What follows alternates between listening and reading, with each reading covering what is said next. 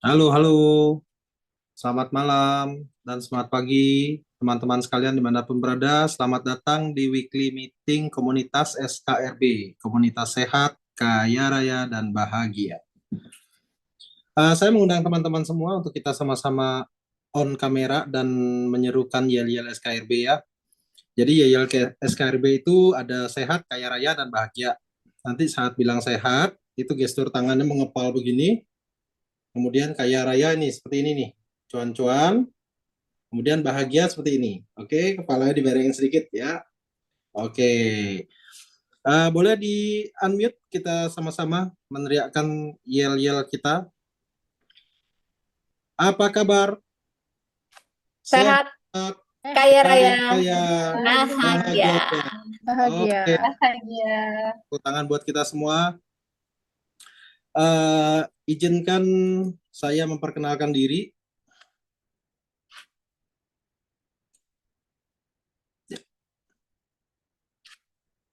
Nama saya Arif Widodo yang akan menjadi host malam ini. Aktivitas keseharian saya adalah sebagai entrepreneur dan juga financial planner di Prudential. Dan saya berdomisili di kota Denpasar, Bali. Dalam acara malam ini, saya akan memandu teman-teman semua selama 2 jam ke depan menikmati pembelajaran yang pastinya akan memperkaya hidup teman-teman. Nah, sebelum kita mulai acara terlebih lanjut, ada baiknya jika kita mulai segala sesuatunya dengan doa. Malam ini, doa akan dipimpin oleh Ibu Putri Dharma Patmi. Untuk waktu, saya persilahkan, Bu. Selamat malam teman-teman. Izinkan malam ini saya memulai Zoom kita dengan doa. Ya Tuhan, kami bersyukur atas kesempatan untuk belajar dan berdiskusi bersama dalam pertemuan Zoom meeting mingguan SKRB ini. Bukalah pikiran dan hati kami untuk menerima segala pengetahuan yang akan dibagikan oleh pembicara-pembicara kami. Berikanlah kami kebijaksanaan untuk memahami setiap materi dan kemampuan untuk menerapkannya dalam kehidupan kami. Kiranya Engkau juga menyertai setiap peserta agar pertemuan ini menjadi berkat bagi kami semua. Terima kasih. Oke, terima kasih Bu Putri.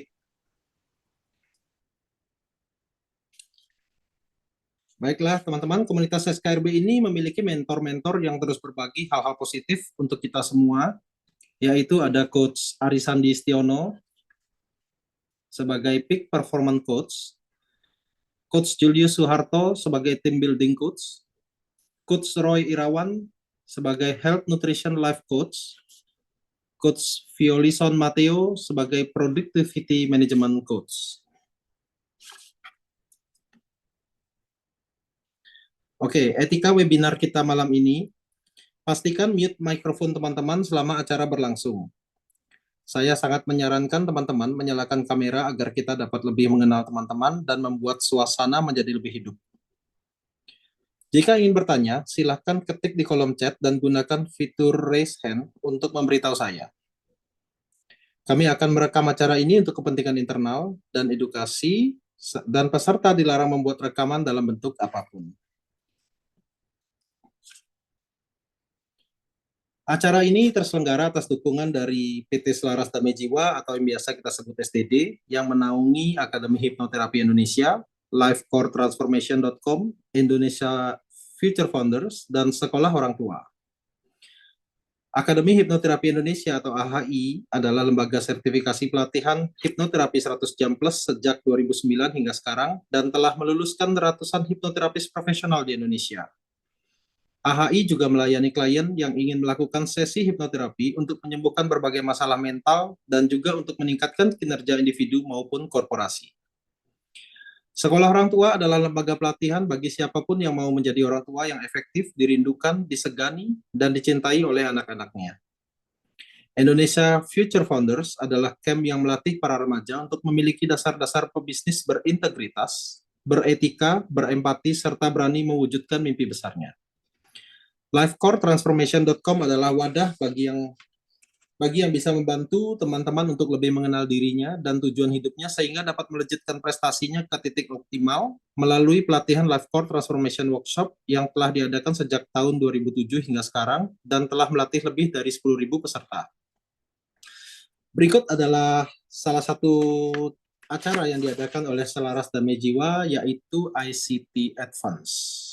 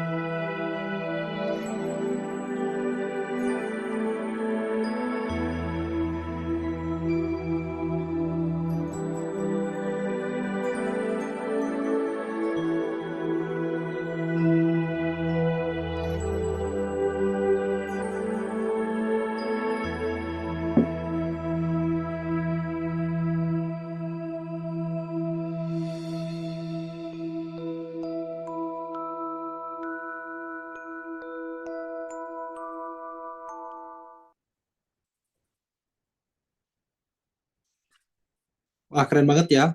ICT Advance akan diadakan kembali di Bali tanggal 25 dan 26 Oktober. Kalau yang mau mendaftar, nanti bisa lihat di pengumuman di akhir acara, dan akan ada link pendaftaran juga di WA Group SKRB. Teman-teman, saya juga mengajak teman-teman untuk memfollow Instagram SKRB ya. Ketik di pencarian SKRB_community.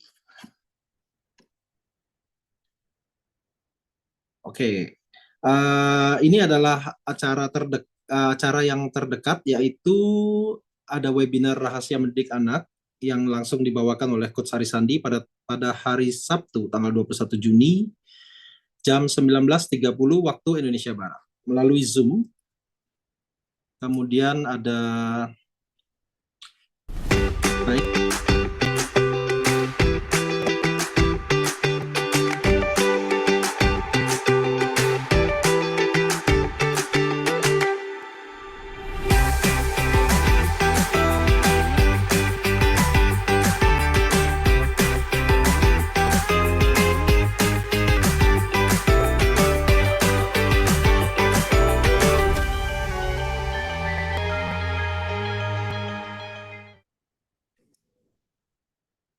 ya. Oke, jadi ini event terdekat ya, Life Core Transformation Teens Workshop tanggal 25 sampai 28 Juni 2025. Link pendaftaran ada juga di sana. Kemudian ICT Practitioner melalui Zoom tanggal 9 sampai 10 Agustus 2025. Dan terakhir ada ICT Advance tanggal 25 dan 26 Oktober 2025. Oke, untuk mengikuti ICT Advance ini peserta wajib ya mengikuti ICT Practitioner sebelumnya. Jadi supaya tahu basicnya dulu, baru kita lanjut ke Advance. Oke, sebagai sebuah komunitas pembelajar yang dinaungi Selaras Damai Jiwa, maka komunitas SKRB memiliki misi besar untuk menjadi sebuah komunitas yang bersemangat dan berdampak besar dan positif bagi perubahan hidup setiap orang yang belajar di dalamnya. Melalui sebuah program pembelajaran yang sistematik, terkini, terukur, teruji, dan ilmiah.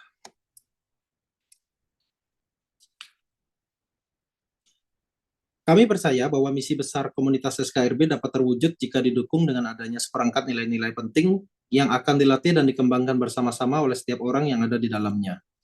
Sebelum kita mulai, saya akan perkenalkan teman-teman dengan core value komunitas SKRB ini. Core value kita adalah impact.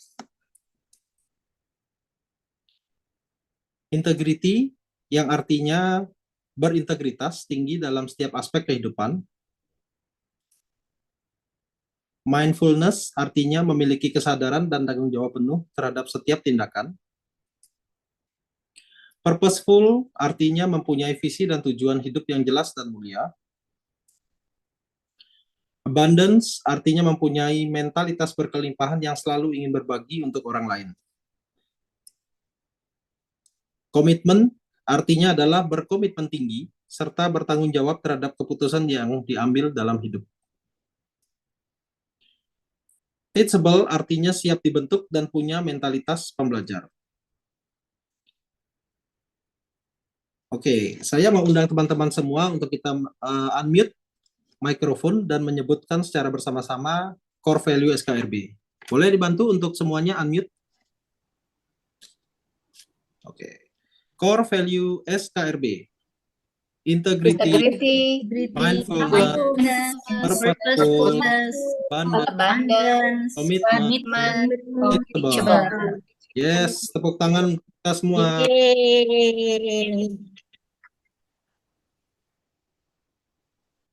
Selanjutnya kita akan bahas mengenai sistem dan tata cara dari komunitas ini ya. Menurut saya cara ini adalah cara yang keren banget dan inspiratif. Kita menyebutnya abundant teamwork.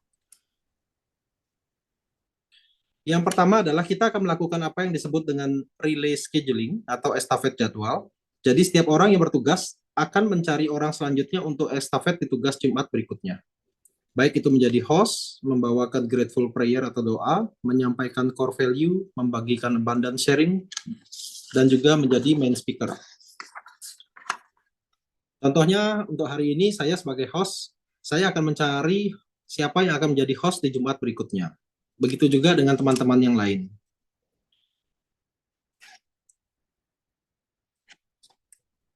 Supaya badan tim bisa mempersiapkan materi-materinya dengan baik, jadi kita sepakati ya kalau tiba-tiba teman-teman di WA atau di telepon untuk menjadi bagian dari badan tim, maka teman-teman perlu mengikhlaskan diri untuk ditugaskan. Percayalah teman-teman, tidak ada yang kebetulan dalam hidup, teman-teman pasti akan belajar sesuatu yang baru. Nah, syaratnya apa sih untuk jadi badan tim? Syaratnya untuk bisa menjadi bagian dari badan tim itu kita sepakati supaya kita selaras dan bergerak dalam frekuensi yang sama, maka yang bisa bertugas adalah para alumni dari Akademi Hipnoterapi Indonesia atau yang aktif terlibat di salah satu program SDD atau AHI seperti Life Core Transformation, ICT Practitioner, ICT Advance, Sekolah Orang Tua, Eating Reorder Coach atau Assistant Coach, Family Hypnotherapy Program, dan sebagainya. Oh ya teman-teman, kabar baiknya adalah siapapun bisa join ke komunitas SKRB ini. Jika ingin mengundang teman-teman, keluarga, relasi, dan siapapun yang menurut teman-teman perlu sebuah peningkatan hidup, grup SKRB ini free of charge. Link pendaftaran bisa didapat di deskripsi grup masing-masing ya. Baik, di kesempatan kali ini saya juga ingin meminta salah seorang pembelajar yang telah mempraktekkan berbagai pelatihan penting di Selaras Damai Jiwa untuk membawakan pendalaman salah satu core value dari komunitas SKRB. Mari kita sambut bersama-sama Ibu Yuliana yang akan membawakan core value mindfulness. Untuk waktu saya persilahkan Bu. Terima kasih Pak Arief. Selamat malam teman-teman, salam kenal. Saya dengan Yuliana atau biasa dipanggil Coach Yuli dari Eating Reorder. Terima kasih malam ini saya diberikan kesempatan untuk sharing core value kita yaitu mindfulness. Boleh silakan screen-nya Pak Ari. Mindfulness adalah kemampuan dasar manusia untuk melatih kesadaran diri dan fokusnya terhadap lingkungan sekitar serta menerima emosi secara terbuka, di mana dalam melakukannya perlu niat dan fokus, teman-teman. Next, Pak. Nah, manfaat mindfulness ini luar biasa sekali ya, teman-teman. Kita jadi menikmati hidup, sehingga karena pikiran akan lebih tenang. Dan yang kedua, melatih pikiran dan fokus. Jadi kita lebih fokus terhadap lingkungan sekitar maupun perasaan diri kita sendiri. Sedangkan yang ketiga adalah mengurangi stres. Nah, ini akan membuat terjaganya kesehatan mental kita. Next, Pak. Nah, ini referensi, saya dapat dari beberapa referensi cara melatih mindfulness itu sendiri. Yaitu dimulai dengan posisi duduk yang nyaman, selayaknya teknik meditasi ya, teman-teman pasti udah tahu semua untuk meditasi. Lalu, belajar untuk amati diri, pahami diri kita, kenali diri. Karena di dalam situ ada emosi, ada pikiran, dan juga sensasi, jiwa, magnet, dan rasa. Lalu yang ketiga, fokuskan diri terhadap keadaan di sekitarmu dan memanfaatkan panca indera untuk meningkatkan fokus serta merasakan lingkungan sekitar. Sedangkan yang terakhir, mendengarkan tanpa mencela, tanpa menghakimi. Nah, teman-teman, pengetahuan ini yang saya dapat tentang mindfulness ini sebagai seorang ibu dan juga sekaligus seorang coach eating reorder, tentunya saya terus berproses untuk melatihnya.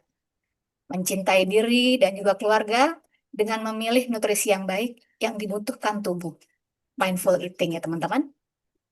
Saya lebih menyadari nutrisi bukan cuman soal apa yang masuk ke dalam mulut kita, tapi juga menyadari di mana pikiran kita saat gigi kita mengunyah makanan tersebut. Tubuh kita ini adalah laboratorium yang ajaib, teman-teman. Setiap kunyahan adalah reaksi kimia antara rasa makanan tersebut dan juga rasa syukur.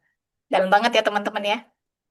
Nah, saya ada membaca kutipan dari Seneca yang mengingatkan bahwasannya makan terburu-buru sama dengan membuang percuma ritual sakral si pemberi kehidupan.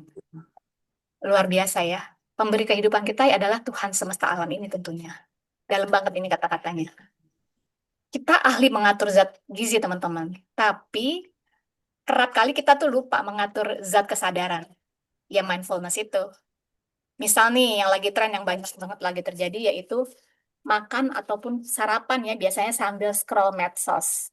Tapi saya yakin sih teman-teman di sini nggak ada yang kayak gitu ya, teman-teman ya. Nah, sejak belajar melatih mindfulness ini, saya pribadi mencoba mengaplikasikan dengan menerapkan di rumah, yaitu saat di meja makan, saya menerapkan aturan tidak ada handphone di meja makan. Sepatutnya sebelum makan, kita berdoa, mengucap syukur, betapa Tuhan memberikan kita kesehatan, bisa makan dengan nutrisi yang baik, nutrisi yang dibutuhkan tubuh. Saya bisa mengunyah, merasakan setiap suapan makanan yang masuk ke mulut saya. Merasakan semua sensasinya dengan penuh syukur. Terima kasih lambungku sehat, sehat dan sehat.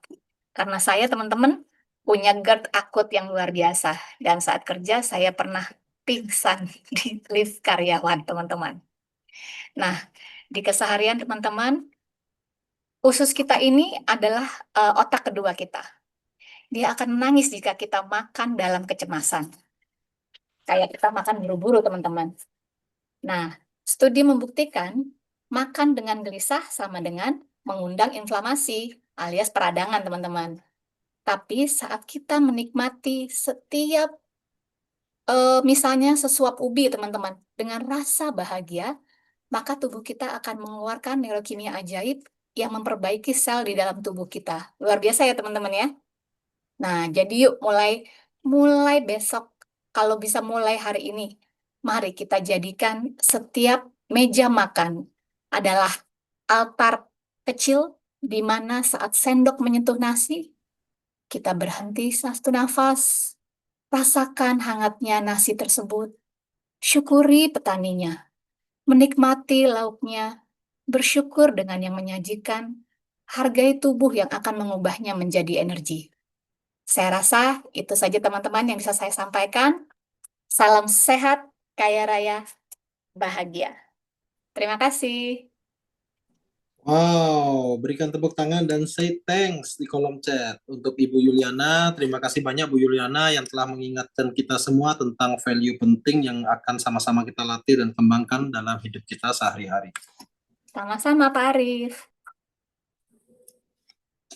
Baiklah teman-teman sekalian, sebagai sebuah komunitas positif, komunitas SKRB memiliki satu hal yang mau terus-menerus dilatih dan dikembangkan, yaitu mental kelimpahan, dan salah satu caranya adalah berbagi pengalaman berharga saat praktek dan menjalani proses perubahan diri.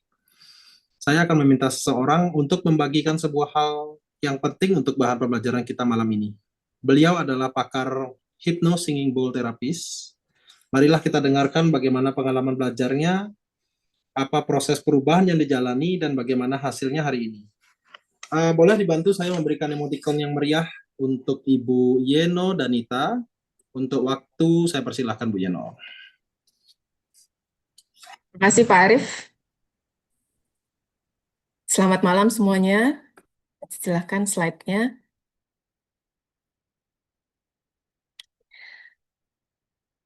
Saat tubuh bicara, kita dengarkan. Jadi sharing abundant malam ini berkaitan dengan saya pikir saya butuh keajaiban, tapi ternyata yang saya butuhkan hanya bersyukur. Nah, di slide ini kita akan banyak bicara tentang bersyukur. Halo semuanya, saya Yeno Danita, seorang hypno singing bowl therapist. Dan malam ini saya mau tanya nih sama teman-teman semua. Pernah nggak ngajak ngobrol tubuhnya sendiri? Tapi kita nggak sempat dengerin. Kalau saya pernah. Saya cukup aktif ya olahraga, terutama sepeda. Sampai suatu hari dengkul kanan saya itu sakit. Saya cuekin, tapi lama-lama makin ganggu. Akhirnya saya ke dokter. Terus dikasih obat, 4 strip yang masing-masing isinya 10, jadi total 40 biji. Saya minum 1. Dan tubuh saya kayak bilang, kayaknya ini bukan jawabannya, karena saya nggak suka obat. Dan terus saya lanjut doa sama Tuhan. Tuhan, tolong tunjukkan jalannya yang tanpa obat. Saya mau sembuh. Dan yang datang ke saya itu malah buku The Magic. Isinya apa sih buku ini? Isinya cuma ngajarin satu hal, cara bersyukur. Which is kalau teman-teman ada di grup ATM, itu semuanya kegiatannya adalah tentang bersyukur. Next slide-nya Pak Arief. Inti dari bersyukur itu sendiri, ya, bersyukur bukan soal punya lebih banyak, tapi soal menyadari lebih banyak. Awalnya saya skeptis, tapi saya coba juga sih. Tiap hari saya tulis hal kecil yang saya bisa syukuri. Misalnya, saya bersyukur dengkul saya yang nemenin saya berdiri berjam-jam waktu saya ngajar di kelas. Terus saya juga bersyukur kaki yang kuat pas disuruh saya squat berkali-kali waktu saya olahraga. Dan juga kalau pas saya capek. Gitu. Saya juga bersyukur. Dulu saya kesel banget kenapa lutut saya sakit. Tapi sekarang saya malah bilang nih sama lutut saya, makasih ya, udah kasih sinyal. Dan tahu teman-teman, pelan-pelan hati saya berubah. Saya mulai dengarkan tubuh saya. Saya jadi lebih pelan lagi. Dan saya sadar, banyak banget hal kecil yang dulu saya lewatkan. Seperti kayak, kalau kita tarik napas misalnya, kita karena dia sudah otomatis, kadang kita nggak sadari. Terus kayak langit, warna langit itu teman-teman suka perhatikan nggak? Kan dia berubah ya warnanya, apalagi menjelang sore. Nah, hal-hal seperti itu yang bikin saya berubah. Jadi kalau ada yang bilang, saya nggak punya waktu buat mindfulness, saya paham banget. Dan dari sini saya jadi juga belajar. Mindfulness itu nggak perlu waktu lama. Cuma perlu satu momen kecil aja buat kita hadir. Next-nya. Nah, mindfulness sama dengan jeda. Nah, di sini mindfulness dan rasa syukur itu dia satu tim. Maksudnya gimana? Yang satu dia kasih jeda, yang satu isi ruangannya. Nah, dari jeda itu dia muncul ruang. Dan dari ruang itu hati kita tuh mulai terasa penuh. Bukan karena punya lebih banyak, ya, tapi karena kita merasa cukup. Gitu. Oh ya, kembali ke obat yang tadi. Obatnya ada 40 ya, saya kan cuma minum 1. Dan sisa obatnya berapa? 39. Dan itu semua saya buang. Karena ternyata yang nyembuhin saya, yang paling nyembuhin saya adalah resep hadir. Kemudian resep bersyukur. Resep pelan-pelan dengerin tubuh saya sendiri. Nah, itu cerita saya malam hari ini. Sederhana dan ini sangat mengubah cara saya memandang hidup. Dan terima kasih buat teman-teman semua yang sudah dengar saya hari ini. Dan tidak lupa saya kasih quote di sini. Kita nggak harus punya lebih banyak, tapi kita cuma perlu lihat lebih dekat lagi. Semoga kita semua belajar untuk melihat lebih dekat, bukan buat punya lebih banyak, tapi buat hidup dengan hati yang lebih penuh. Dan kalau teman-teman di sini berkenan, coba tuliskan satu hal kecil yang teman-teman syukuri hari ini di kolom chat. Siapa tahu bisa jadi pengingat kecil buat kita semua. Terima kasih, selamat malam.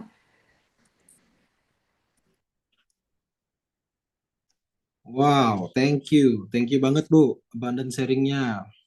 Ayo teman-teman, silakan apa yang diinfokan oleh Bu Yeno untuk menuliskan hal berharganya, ayo diketik.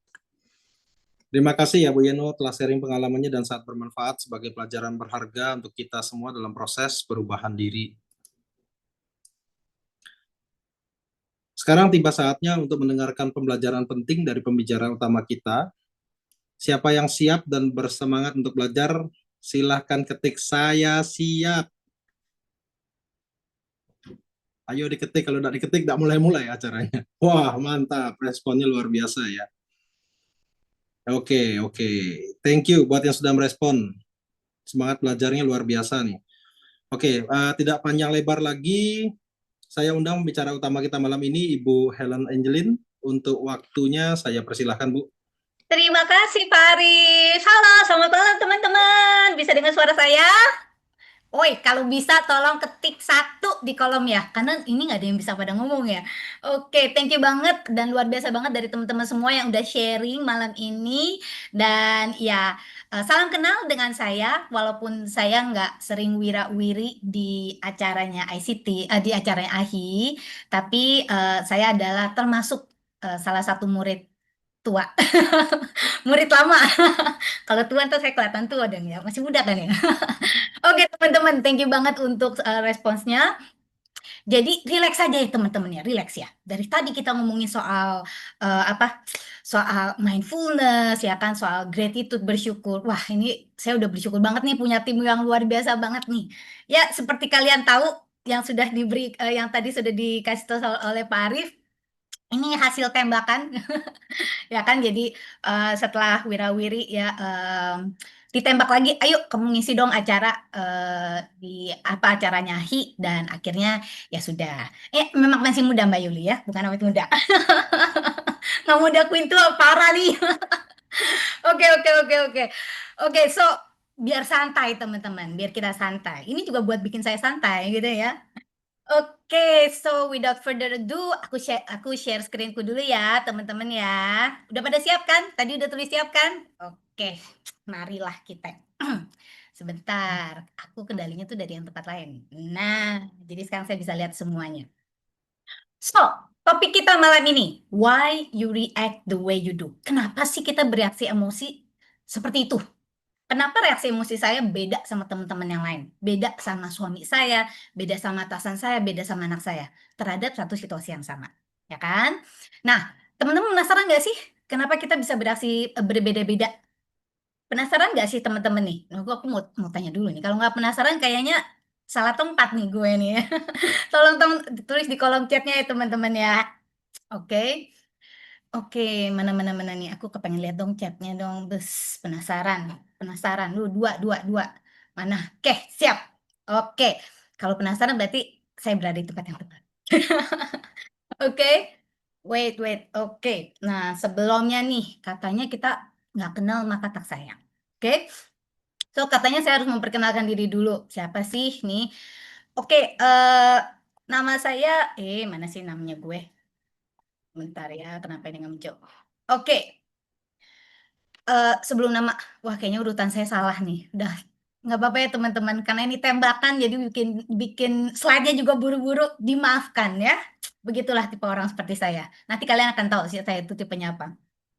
Oke, anyway, saya itu certified Enneagram Trainer, certified EQ Trainer, certified Brain Gym Practitioner, dan tentunya juga certified hipnoterapis, makanya bisa berada di sini karena pastinya alumni ya, katanya kalau nggak alumni nggak bisa di sini, betul ya kan? Saya lagi cari tembakan berikutnya nih Bapak Ibu. Dan cari tembakan berikutnya itu nggak gampang-gampang, susah. Oke. Oke, jadi nama saya Helen Angelin, tetapi teman-teman kalau di Indonesia biasa kenal saya dengan nama Helen. Tapi itu dulu. Ya, karena saya sering wirawiri di dunia internasional, jadi saya mencari wawasan, katanya ya kan, kita harus berguru sampai ke negeri Cina, gitu kan. Tapi saya nggak ke Cina, teman-teman, ya kan. Sebenarnya ada juga sih, cuman kalau di-sharing di sini nanti teman-teman lebih pusing. Nah, jadi saya sharing yang sedikit berbeda. Oke, for the sake of this training, jadi ini ada sertifikasi saya. Walaupun banyak yang lain-lain, tapi yang ini aja lah yang terkait lah ya, biar relevan. Oke, tapi kalau di kancah internasional, saya lebih dikenal dengan nama Coach Angeline, ya. So, apa aja sih yang saya kerjakan selama belasan tahun? Saya sebelumnya adalah entrepreneur, ya, dengan saya mendirikan beberapa perusahaan, lebih banyak ke IT, teman-teman. IT, lu bayangin, IT itu nggak ada hubungan sama mental gitu kan ya, hardcore banget. Tapi akhirnya dunia sih, ya kan, pengalaman hidup membawa saya ke dunia ini, di mana saya jauh lebih tertarik dengan di sini.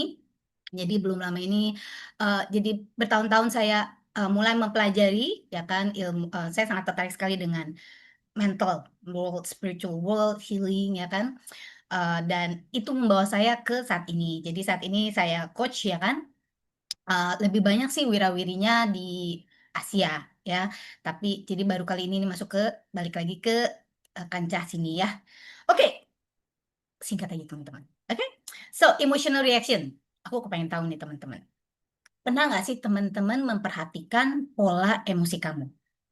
Ketika kamu marah, apa yang teman-teman lakukan? Ayo, coba teman-teman. Saya kepengen tahu nih ya.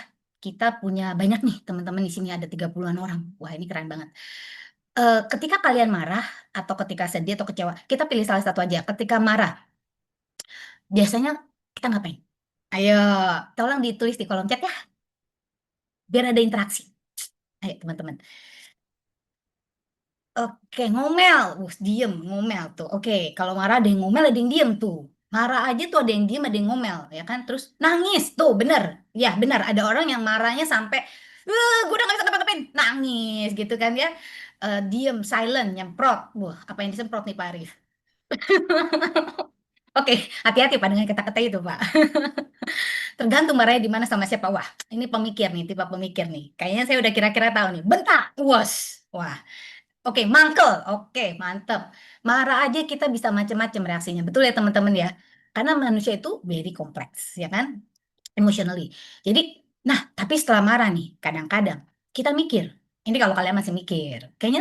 Kayaknya kalau teman-teman di sini tuh ya, mindfulness banget. Saya rasa kalian pasti mikir dan analisa sedikit nih kalau setelah marahan. Kok aku bisa semarah itu ya? Pernah nggak teman-teman mikir kayak gitu? Jadi misalnya kalau kita nyemprot atau bentak gitu ya. Tapi setelahnya kita kayak setengah nyesel, setengah doang, setengahnya lega gitu kan ya. Iya, kok gue tadi bisa semarah itu ya? Kenapa ya? Atau reaksi kedua, kok gue diem aja ya? Padahal gue marah, tapi kenapa gue diem aja ya? Ada nggak yang kayak gitu? Narik nafas, kan? Ya udah kabur aja dari ruangan ya. Jadi rata-rata kita tuh baru sadar setelah semuanya terjadi. Betul? Ya rata-rata seperti ya teman-teman ya. Habis reaksi marah mikir, terus kan bener kan? Karena rata-rata teman-teman di sini mindful. Nah, banyak yang nggak mindful. Kalau mindful habis marah ya udah gitu kan pergi. Nah, berarti sekarang kita sambung nih, kita sambung. The next-nya. Masih slide saya. Nah, teman-teman percaya nggak percaya? Reaksi kita itu bukan random, bukan ngasal, ya. Dan jadi artinya nggak ada yang salah dan nggak ada yang benar.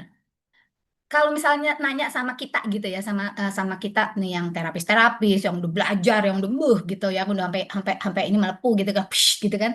Kalau ditanya, salah nggak sih kalau gue marah sampai bentak-bentak misalnya? Salah nggak sih kalau gue marah sampai diem? Nggak ada yang salah, nggak ada yang benar. Jadi jawabannya tuh ngambang. Oke, salah kalau melukai orang. Nah, itu saya bisa bilang tuh salah ya. Oke. Nah, jadi reaksi kita itu bukan random. Bentar. Ada polanya. Dan pola itu datang dari sesuatu yang lebih dalam. Oke, apa sih yang lebih dalam? Nah, mari kita lihat. So, pola emosional ya. Ketika kita mau memahami pola emosional. Kalau kita mengerti pola emosional kita bisa enhance atau memperkuat emotional intelligence kita. Dan emotional intelligence relationship ya di berbagai konteks ya, di berbagai konteks. Ya slide. Alright. Nah, sekarang pola emosional kita itu dipengaruhi apa aja? Menurut teman-teman. Ini menurut teman-teman ya.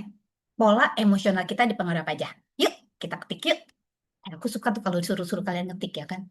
Biar nggak ngantuk ya kan. Maunya sih cipratin air gitu kan ya. Cuman kan kita online nih, nggak bisa cipratin air. Jadi saya minta tolong teman-teman aja dah ya, ketik-ketik. Oke? Masa kecil, oke. Apalagi kejadian yang jadi sebelumnya, oke. Trauma berarti ya. Saya ada trauma, ada ininya ya, ajaran masa kecil. Oke, very good. Pengalaman masa kecil. Isi pengalaman masa kecil itu apa aja sih teman-teman? Banyak yang bilang masa kecil. Berarti semuanya kalian sangat tergantung masa kecil.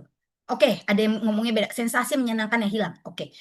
Teman-teman, namanya emosi. Kita jangan fokus ke soal marah ya. Marah, sedih, senang, happy, exaggerated, kecewa. Jangan yang negatif. Yang positif juga. Ya, yang positif. Kecewa, bahagia. Ya kan? Jadi kalau kita bahagia, cara kita meluapkan kebahagiaan kita itu dipengaruhi oleh apa? Oke, dipuji. Oke, berarti pengalaman masa kecil ya. Nah, kalau di Indonesia nih, yang aku lihat, ya di mana-mana juga ya sih. Reaksi emosional itu bisa dipengaruhi oleh apa aja teman-teman? Budaya, betul ya? Nah, saya nggak tahu nih. Udah pasti teman-teman di sini datang dari Sabang sampai Merauke, betul ya? Sabang sampai Merauke. Nah, kalau orang Jawa kalau marah bagaimana? Oke, lingkungan genetik. Oke. Orang Jawa itu kalau marah kayak gimana teman-teman? Hah? Lebih tenang ya teman-teman ya? Halus, halus, bener, bener Birda, halus, ya, endok gitu. Sekarang, kalau orang Madura, kalau marah, bagaimana teman-teman? Ini kita nggak ngomongin ya teman, no judge ya, no judgment ya. Ini kita cuma contoh doang ya. Kalau ada teman-teman yang di sini yang berasal dari suku itu, jangan marahin saya. Kan kita kan lagi melihat budaya ya, meledak-ledak ya. Jadi ini adalah stereotip yang ada di otak kita. Kenapa? Karena rata-rata seperti itu ya teman-teman ya. Jadi benar tuh. Pola emosional kita itu sebenarnya hasil dari pembelajaran masa kecil, betul? Budaya berarti kan lingkungan kita, ya kan? Tempat di mana kita tumbuh, di mana kita dibesarkan, keluarga, lalu lingkungan sekitar. Kalau kita sering melihat orang tua kita kalau kalau marah, wah meledak-ledak gitu kan? Pada akhirnya ketika kita melakukan emosi, kalau marah ya, juga bisa meledak-ledak. Atau kalau kita terbiasa di lingkungan yang kalau kata-katanya, wah meledak, aduh, untung gua nggak jatuh ya, kita juga akan cenderung seperti itu. Ya, cenderung bukan berarti pasti. Ya, karena walaupun misalnya di dalam satu keluarga, ya satu keluarga yang isinya 5 anak, itu sifatnya nggak mungkin sama persis tuh. Ya, ada yang seperti itu, tapi ada yang lebih reserve, betul ya? Ya, jadi macam-macam ya. Ini terutama di Indonesia, ada juga nilai masyarakat dan interpersonal connection yang mempengaruhi. Interpersonal connections ini artinya apa sih? Misalnya nih, kita tuh relate banget sama satu orang dan kita sangat-sangat mengagumi orang ini. Entah misalnya ibu kita sendiri, atau misalnya guru kita, atau bahkan teman kita. Atau bahkan kalau anak-anak zaman sekarang, ya kan, tokoh anime atau tokoh drama, ya kan. Nah, ketika kita mengagumi seseorang, kita tuh cenderung absorb ya sifat-sifatnya dia. Kenapa? Karena kita kepengen banget jadi orang itu. Kalau ibu kita itu cenderung orangnya yang super bersemangat kalau ngomong, kita juga akan kurang lebih bisa mengikuti seperti dia. Tapi kalau ibu kita adalah tipe yang misalnya lemah lembut dan kita punya relasi yang sangat dekat. Beda kalau kita sebel sama ibu kita ya, biasanya tuh bakal jadi polar opposite ya, polar opposite emotion ya, karena kita nggak mau mirror. Tapi kalau misalnya kita sangat sangat suka, kita biasanya tuh sangat mirroring ya, sangat mirroring terhadap sifatnya ya. Teman-teman, kalau misalnya mau nanya gitu ya, please please please is okay, just interrupt me, tanya di kolom chat ya. Oke? Ini kenapa sih ada silang-silang? Ya udah.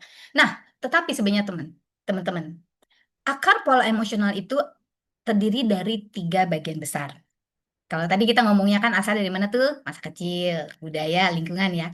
Tapi sebenarnya kalau kita melihat secara ilmu psikologi ya, akar pola emosional itu adalah satu core fears atau ketakutan ya. Tadi kan Pak Arif ada bilang tuh, kejadian-kejadian yang pernah terjadi itu bisa membentuk pola emosional kita. Saya super setuju Pak Arif ya. Jadi itu core fears.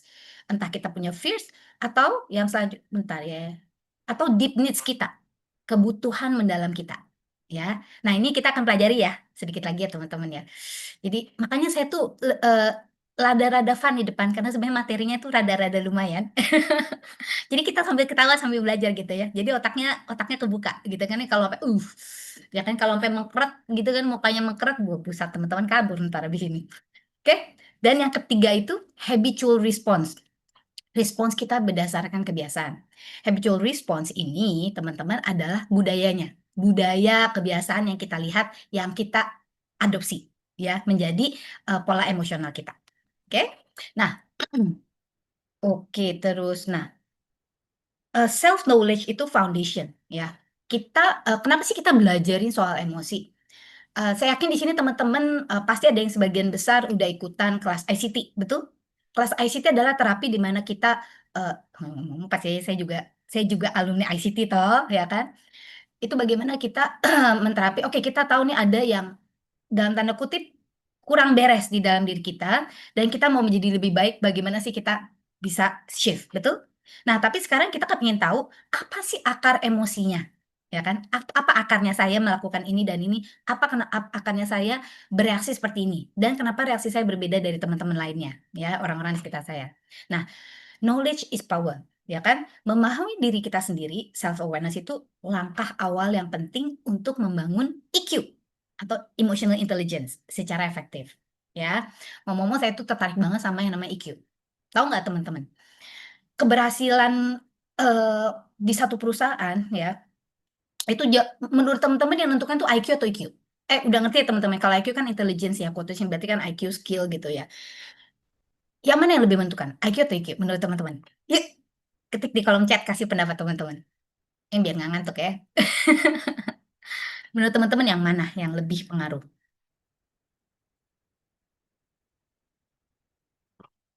EQ. Oke. Nah, tuh teman-teman. Banyak yang ngomong EQ.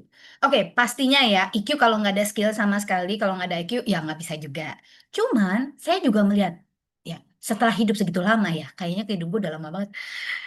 Tapi benar, ini sungguh banget teman-teman. Kalaupun kita punya skill yang oke, punya IQ yang oke ya, tapi kita tidak punya skill, tidak punya EQ skill ya, emotional intelligence yang bagus, itu either kamu mandek di situ-situ aja, ya, maksudnya di posisi itu, ya, atau pokoknya susah untuk naik, ya. Apalagi kalau kamu building a corporate ladder ya. Kalau kita di entrepreneur, ya EQ itu jauh lebih penting lagi gitu kan ya. Saat kita berinteraksi dengan bawahan kita, ya kan? Pak Arif kan entrepreneur ya Pak ya, betul ya Pak ya. Saat kita berinteraksi dengan bawahan kita, saat kita berinteraksi dengan vendor, ya kan, atau dengan partner, dengan rekan kerja kita, saat kita juga berinteraksi dengan klien, EQ ini pegang peranan yang super penting. It can make you or break you, ya. That's why ada yang sebutannya itu networking, ya kan? Networking artinya karena ada pepatah yang mengatakan your net worth equal to your net worth. Oke, net worth itu pakai WORTH. Nilai kamu artinya aset kamu, kekayaan kamu itu sebenarnya setara dengan siapa yang kamu kenal, your net worth. Siapa yang kamu kenal bukannya gue kenal dia nggak kenal gue gitu kan ya. Tapi bagaimana kamu berinteraksi dengan orang itu, bagaimana kamu menempatkan diri dan bagaimana kamu berrelasi. Jadi EQ itu punya peranan yang super penting. Ya, thank you Pak Ari. Your net worth equal with your net worth. Very good. Ya, yes, that's totally true, especially for entrepreneur. Ya, actually kalau untuk kita yang masih kerja atau ibu rumah tangga sekalipun, that's also totally true. Ya, jadi kita harus terbuka. Makanya saya tuh suka banget kalau ikut yang namanya komunitas-komunitas internasional ya kan, ikut seminar atau ikut conference, pasti gue pergi gitu kan ya, cari teman baru, cari network baru, ya kan. IQ perannya penting banget di situ, ya. Nah, oke teman-teman, sekarang kita balik lagi. Mana sih slideku? Nah, sekarang saya mau memperkenalkan satu hal yang mungkin masih asing ya kan di telinga teman-teman. Meet Enneagram. Apa itu Enneagram? Ya, Enneagram itu adalah powerful tools ya. Bentar-bentar gambar gue mana sih? Biar lebih cakep nih. Tuh, gambarnya cantik soalnya. Oke. Enneagram itu adalah satu tools yang sangat powerful untuk kita mengerti personality types ya. Jadi nah, teman-teman ada nggak yang pernah dengar yang namanya Enneagram? Aku pengen tahu dulu. Please ketik di kolom chat. Kalau teman-teman pernah dengar pernah bilang pernah gitu. Kalau enggak baru pertama, kalau baru pertama ketik satu aja deh, biar kita cepet ya, biar aku ngelihatnya cepet. Satu. Baru pertama, berarti ini semuanya ya. Berarti saya cukup tepat ya membawa materi yang baru gitu ya. Oke, thank you teman-teman. Apa sih Enneagram itu? Oke, jadi Enneagram itu memberikan satu insight ya kan tentang motivasi, ketakutan, emotional patterns, jadi pola emosional kita, juga fostering greater self-awareness dan personal growth ya. Nah, eh bentar nih, biar seru. Thank you nih. Nah, singkatnya, Enneagram itu adalah satu sistem yang menggambarkan 9 personality types yang saling berhubungan. Ya, kita akan belajar sedikit gitu kan di sini ya. Waktu saya sebenarnya sedikit banget soalnya, jadinya ya udah kita belajarnya sebisa mungkin saya akan memberikan yang saya bisa ya di waktu ini. Nah, kalau kita kita bilangnya Enneagram itu adalah lensa pandang. Nah, teman-teman kalau misalnya pakai kacamata nih ya, kacamata pesta gitu kan ya, warna hijau. Tiba-tiba dunia teman-teman warnanya hijau atau jadi ungu. Teman-teman, hijau atau ungu teman-teman? Hijau, Pak Arif. Waduh, Pak Arif, aku suka banget nih. Paling cepat bereaksi. Hijau. Kalau teman-teman ganti lensanya, Pak Kunin pakai lensa merah. Cara dunia teman-teman jadi apa? Merah semua. Betul nggak teman-teman? Sama nih ya. Mejiku Hidini. Oke, rainbow aja ada 7 ya. Ini Enneagram 9 ya kan? Nah, jadi Enneagram itu adalah lensa pandang. Bagaimana seseorang tuh melihat dunia. Jadi kita bisa mengenal point of view, jadi POV. Lagi banyak kan tuh istilah POV tuh ya, apalagi yang anak-anak muda modern ya. Karena kita masih muda jadi kita tahu teman-teman ya, POV, ya kan? Ya dong Pak Arif. POV ya kan, Bu Yuli juga nih ya. POV, point of view orang, kebiasaan berpikir, kebiasaan berperasaan, dan kebiasaan bertindak. Masing-masing memiliki jalur personal development yang berbeda. Ya. Nah, biasanya ketika kita tahu nih Enneagram kita ya, personality kita, itu akan tetap bertahan seumur hidup, tetapi, nah ini ada tapinya teman-teman. The great thing about Enneagram is very dynamic ya. Karakter kita tuh bisa jadi melunak atau makin tegas atau malah shifting ke arah yang negatif dari dari personality type itu seiring dengan pengalaman hidup kita dan bagaimana kita punya personal growth ya. Nah, sebentar. Tuh saya banyak nggak? Takutnya kurang saya. Oke. Nah, teman-teman, lihat nih lambang Enneagram. Coba Bu Yeno dah. Nah, yang mempelajari tentang singing bowl. Kita belajar tentang geometri juga nggak, Bu Yeno? Banyak ya. Lambang Enneagram ini mirip apa? Ayo teman-teman. Ini lambang aslinya. Jadi di dunia international this is the symbol of Enneagram. Kayak apa tuh teman-teman? Ada yang tahu Bu Yuli mungkin? Kayak apa teman-teman? Ayo teman-teman. Seperti sesuatu. Cie. Konde. Oke. Konde ya Pak Arif. Oke, yang lain. Ini agak mistis nih teman-teman, agak mistis. Makanya aku panggil Bu Yeno ya kan. Duh, Bu Yeno tuh sama aku tuh udah teman yang dekat banget tuh ya kan. Oke, diamond, thank you. Segitiga, oke. Nanti kan teman-teman, segitiga di dalam lingkaran, ya kan? Segitiga di dalam lingkaran itu apa? Sacred geometry, teman-teman. Bentar. Ininya saya mana sih? Kok saya jadi nggak bisa lihat? Sebentar. Kayaknya saya ada salah tekan.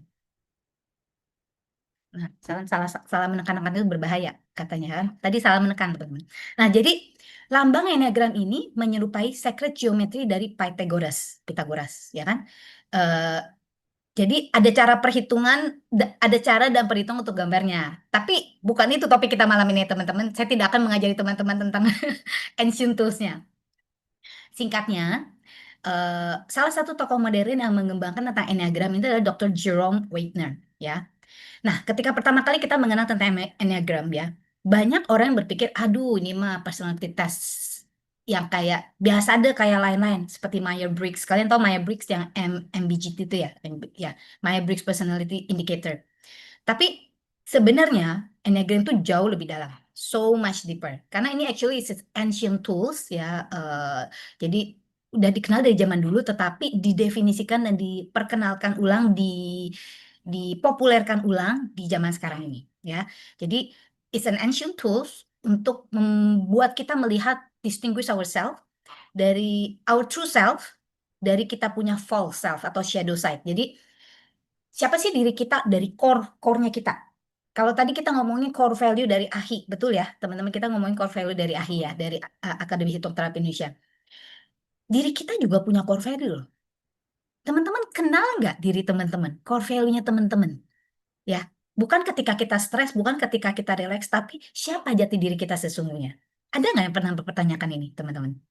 Ya, nah jadi full disclosure ya, selesai dari acara malam ini bukan berarti teman-teman akan langsung tahu dan mengerti kita masing-masing punya core value ya, tetapi akan at least teman-teman akan mulai tahu dan mengenal terbuka gitu ya. Nah, karena untuk belajar Enneagram sendiri ketika saya ngambil sertifikasi, waduh, itu lebih ribet daripada ICT itu, jauh, ya kan? Karena perlu waktu berminggu-minggu, berbulan-bulan, kayak disertasi kecil, gitu, ribet, ya. Nah, but it's very interesting, ya. Enneagram ini sifatnya nggak fix, melainkan sangat dinamis, ya. Kalau teman-teman lihat itu arah panah-panah di yang gambar ini, arah panah ini menggambarkan ketika seseorang sedang stres atau rileks, sifatnya itu bisa sedikit berubah. Tapi hebatnya, di sini kita bisa lihat dan prediksi arah perubahan itu. Ya, oke, sebentar aku balik dulu sedikit ya. Jadi secara singkat aja nih ya teman-teman ya, secara singkat. Ada 9 tipe Enneagram kalau teman-teman perhatikan. Yang pertama mulainya dari The Reformer. Ya, Reformer ini tipe yang super perfeksionis. Ya, tapi oke, teman-teman, ini cuman apa ya? Gambaran singkat. It's a glance, like in a glance only ya. Jadi orangnya biasanya tuh perfeksionis. Nah, saya mau tanya nih teman-teman. Ada nggak nih ya teman-teman kenal seseorang yang buset, ini orang tuh ya super perfeksionis sampai kayak begini nih ya. Kalau kita taruh baju gitu atau taruh anduk atau taruh barang deh ya, taruh barang, ngasal ya kan. Ya udah taruh aja gitu aja di meja gitu kan misalnya, tolong masukin lagi ke sini. Ya udah kita taruh aja kayak gitu. Cuman tiba-tiba ya si emak ya kan atau si bapak ya kan. Kalau dalam hal saya sih si bapak. Datang terus mukanya udah cemberut. Karena kenapa? Karena anaknya taruh anduknya itu ya begitu doang, ya kan? Tapi buat dia tuh ngeganggu banget. Dia taruh anduk di atas jemuran, tetapi bukan masuknya ke jemuran. Langsung diperbaikin sambil ngomel-ngomel karena ini anak nih ya jemuran aja nggak bisa diperbaikin, langsung dimasukin, dirapiin. Pokoknya rapi banget. Terus kalau masuk kamarnya semuanya rapi, tidak ada cacat ini, tidak ada celah. Coba teman-teman siapa yang kenal orang seperti itu? Saya mau tahu. Tunjuk tangan teman-teman, tunjuk tangan. Kalau ada bilang, yes saya kenal. Atau bahkan saya sendiri. Nah kan, nah kalau saya sendiri sebut itu saya sendiri. Ya kan? Yuh, bajunya miring 5. Ya betul. Bajunya miring 5 derajat aja tahu. Nah teman-teman, padahal kita ya kan yang lihat. Oke, udah pasti teman-teman udah tahu. Saya bukan satu. Ya gitu ya. Karena buat saya, pokoknya tuh barang ditaruh di meja. Gitu kan ya. Dan saya nggak gitu bisa lihat kalau dia miring 5 derajat atau 10 derajat atau 15 derajat. Ya kan? Oke, kalau kecuali kalau misalnya meja atas sama meja bawah, itu saya tahu bedanya gitu ya. Ya kan? Nah, itu satu, ya kan? Dan terganggu banget dia kalau misalnya nih teman-teman ya, habis pakai tisu, nggak diberesin lagi, ya kan? Tisu di kamar mandi gitu kan ya. Urusan tisu aja bisa berantem di satu rumah. Nah, pernah nggak teman-teman kayak begitu? Like, always sweating the small stuff. Tenang. Orang ini banyak sisi positifnya teman-teman ya. Orang ini banyak sisi positifnya. Jadi bukan berarti saya ngomongin negatifnya doang. Ntar yang sifatnya kayak begini sini dia banyak katanya ini si coach nih ya. Pilih kasih nih ngomongin, gua diomongin jelek-jelek. Enggak ya teman-teman. Banyak sisi positifnya. And we need this kind of person anyway, ya. Oke, sebenarnya dunia itu memerlukan semua 9 tipe ini ya untuk bisa bekerja dengan baik. Oke? Nah, oke. Berarti ada ya teman-teman. Orang yang gua nggak bisa ngerti kenapa orang itu kayak gini gitu kan ya. Kita nggak ngerti karena kita nggak melihat dari lensanya dia, betul ya. Nah makanya kalau kita mempelajari ini kita akan mengerti ya. Nah yang kedua, ada nggak teman-teman yang kalian punya satu temen yang aduh baik banget. Saya punya teman kayak gitu soalnya. Dan kebetulan saya ngundang dia hadir di sini malam ini. Ya kan? Pokoknya super helpful, super generous. Dan saking generousnya nih orang, ya kan? saking generousnya, saking baiknya, kalau dia nggak nolong kita, kayaknya dia yang sedih. Lah, gua nggak minta tolong, lu yang sedih, gitu kan? Ada nggak ya teman-teman? Ya kalau ada tuh ketik dua, ya kan? Ketik dua, teman-teman, dua. Kalau teman-teman ada, atau itu adalah diri teman-teman sendiri, ketik dua. Woi, ini yang peserta mana sih? Pak Arif sama Bu Yuli terus dari tadi, ya kan? Ayo yang lain, ya kan? Nah, walau kita melihat si dua ini ya, nah itu tuh tipe dua, the helper or the giver, ya kan? Hari ini kita nggak akan dalam banget ke situ, tapi nggak apa-apa ya, kita kenal sepintasan aja. Walaupun kedua ini kelihatannya oke banget, tapi tetap setiap manusia tuh punya plus minus, teman-teman ya. Ada sisi negatifnya juga ya. Coach, suaranya kecil, Coach, maaf. Agak kecil. Oke, thank you. Wah, kayaknya saya mesti deket-deket nih. Ya kan? Sekarang gede nggak? Cukup gede nggak, teman-teman? Aman. Aman ya, thank you. Oke, mungkin tadi internet juga ya. Maaf deh, maaf. Sedikit gerimis di sini. Oke, jadi ngulang ya tadi ya. Aman, thank you teman-teman. Nah, yang ketiga. Ada nggak nih ya sekitar kalian, terutama yang di asuransi. Nah, aku ketemu ini banyak banget kalau yang kerjanya di bagian sales terutama. Which is very good, ya. Seseorang yang gila banget dia ngejarnya performa. Ya, dan saking gilanya dia neken semua bawahannya, ya, sampai kayaknya orang tuh gak tahan banget. Ada yang tahan, ada yang gak tahan. Kalau ada yang tahan, kemungkinan besar dia juga punya sifat yang sama, punya karakter yang sama. Ya, ada nggak teman-teman? Kalau ada, ketik 3. Nah kan, kalau nggak ada, jangan diam aja, minimal 0 kayak gitu kan ya. Tolong teman-teman. Kita perlu interaksi biar nggak bosen. Apalagi hujan gede, wifi naik turun katanya ya kan. Ini ya kan. Jadi kita perlu interaksi lebih banyak biar nggak ngantuk teman-teman ya, biar nggak ngantuk. Oke, ada nggak teman-teman? Baru 2 yang ngomong. Yang lain kemana dong? Nggak ada nih. Asli nggak ada. Serius. Ya udah, at least ada 2 ya. Oke. So, the achiever, which is tipe 3, itu adalah seseorang yang ambisius banget. Ambisius, dan dia itu image conscious, alias kalau kalian bisa lihat. Jadi ambisius itu belum tentu artinya dia tipe 3. Tetapi itu salah satu indikasi paling kuat ya. Tapi salah satu indikasi kedua adalah dia suka banget pakai barang branded. Nah, ya, yang tipe 3 nih ya. Atau pokoknya berusaha tampil rapi, cantik, nggak ada celah. Ada orang yang perfeksionis dalam arti perfeksionis dalam sikap, tapi 3 ini perfeksionis dalam hal penampilan. Pokoknya kalau ngeliatnya gila dari atas sampai bawah, sleek banget, walaupun nggak mahal ya, barang-barang belum tentu branded, ya kan? Nah, oh tuh, Yesra ya, aku nggak tahu bapak atau ibu, jadi saya nggak berani bilang mbak atau mas gitu kan ya. Jadi yes, ya kan, which is actually very good ya. Tapi tetap ada plus sama minusnya. Ya, kalau kita lihat lebih dalam, semua sifat kayak gitu. Bagaimana kita mengimbangi dan mengejar potensi kita yang terbaik. Nah, dari masing-masing sifat kita. Itu sebenarnya adalah kunci dari Enneagram. Nah, ada juga yang keempat. Yang keempat ini agak unik, ya kan? Romantik. Jadi kita ngomongnya tragic, romantik, agak melankolis sedikit, gitu kan ya? Agak melankolis sedikit dan very artistik. Biasanya yang sangat kreatif, gitu kan, orang yang pemikir, yang kreatif ulung, ini jatuh ke nomor 4 ini.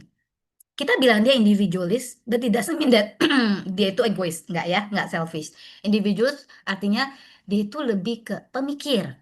Nah, teman-teman ada nggak yang punya yang teman-teman di sekitar kita yang kayak gitu? Kalau ada, ketik 4.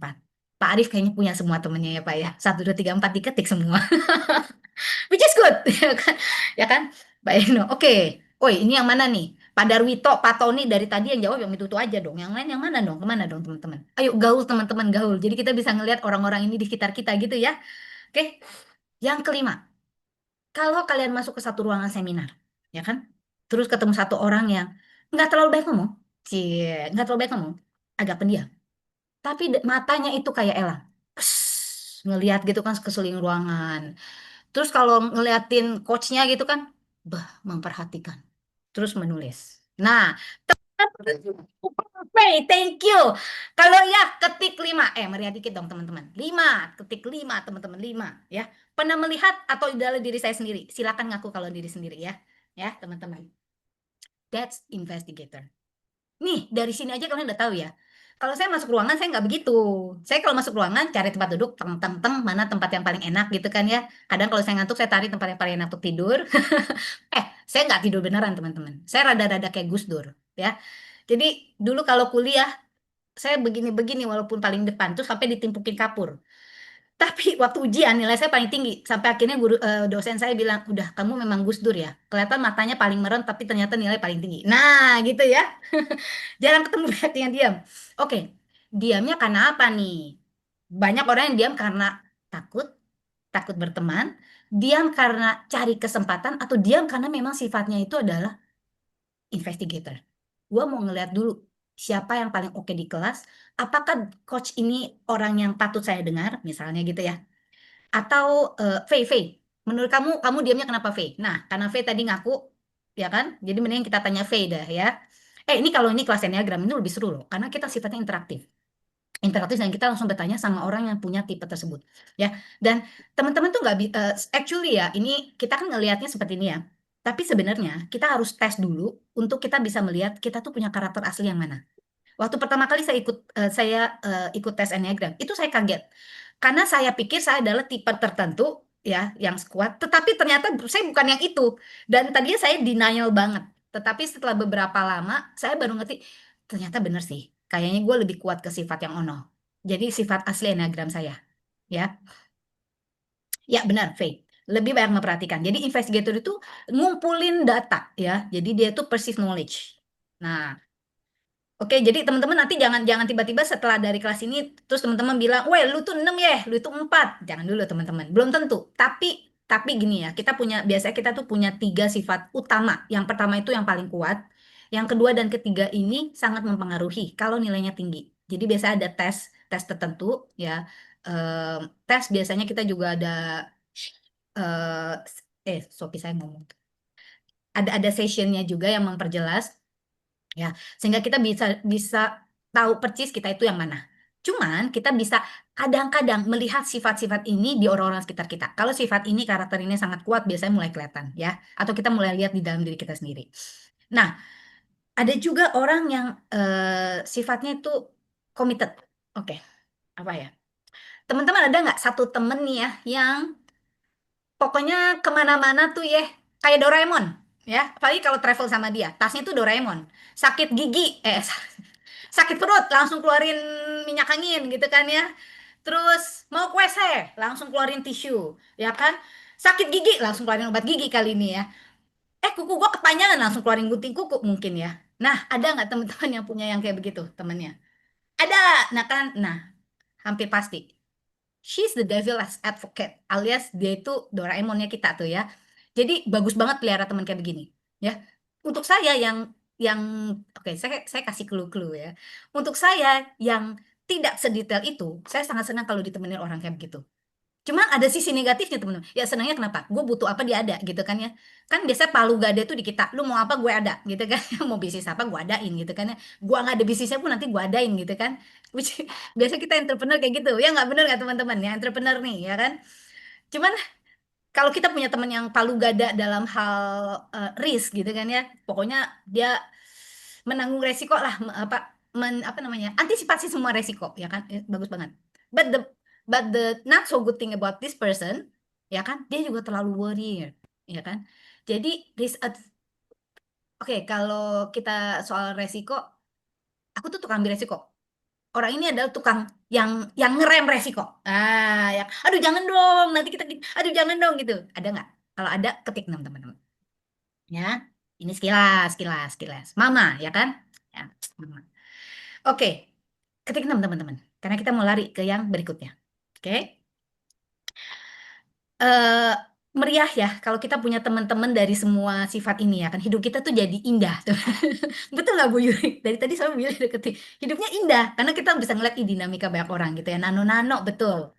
Nah, ada nggak teman-teman yang ketika kalian masuk ke satu ruangan, sorry, orang ini masuk ruangan dari yang tadinya senyap, sepi ya, terutama tuh yang kalau kayak pesta tiba-tiba meriah ya kan, karena dia sangat antusias, jadi dia selalu bawa suasana ya kan, antusias, magnetik, orangnya magnetik ya kan. Kalau ada udah teman-teman udah tahu apa yang harus dilakukan, ketik 7.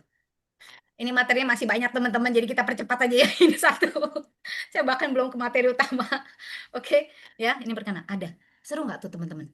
Tapi ada oke, kelihatannya gila, orang ini ekstrovert banget gitu kan ya. Emang biasanya 7 itu ekstrovert, antusias ya kan, optimis tentang hidup ya kan. Ada plus, ada minusnya ya, ada minusnya. Nanti lanjutkan sampai subuh. Mantap Pak Arif. Oke, Moni Piro. Oke. Oke, yang berikutnya.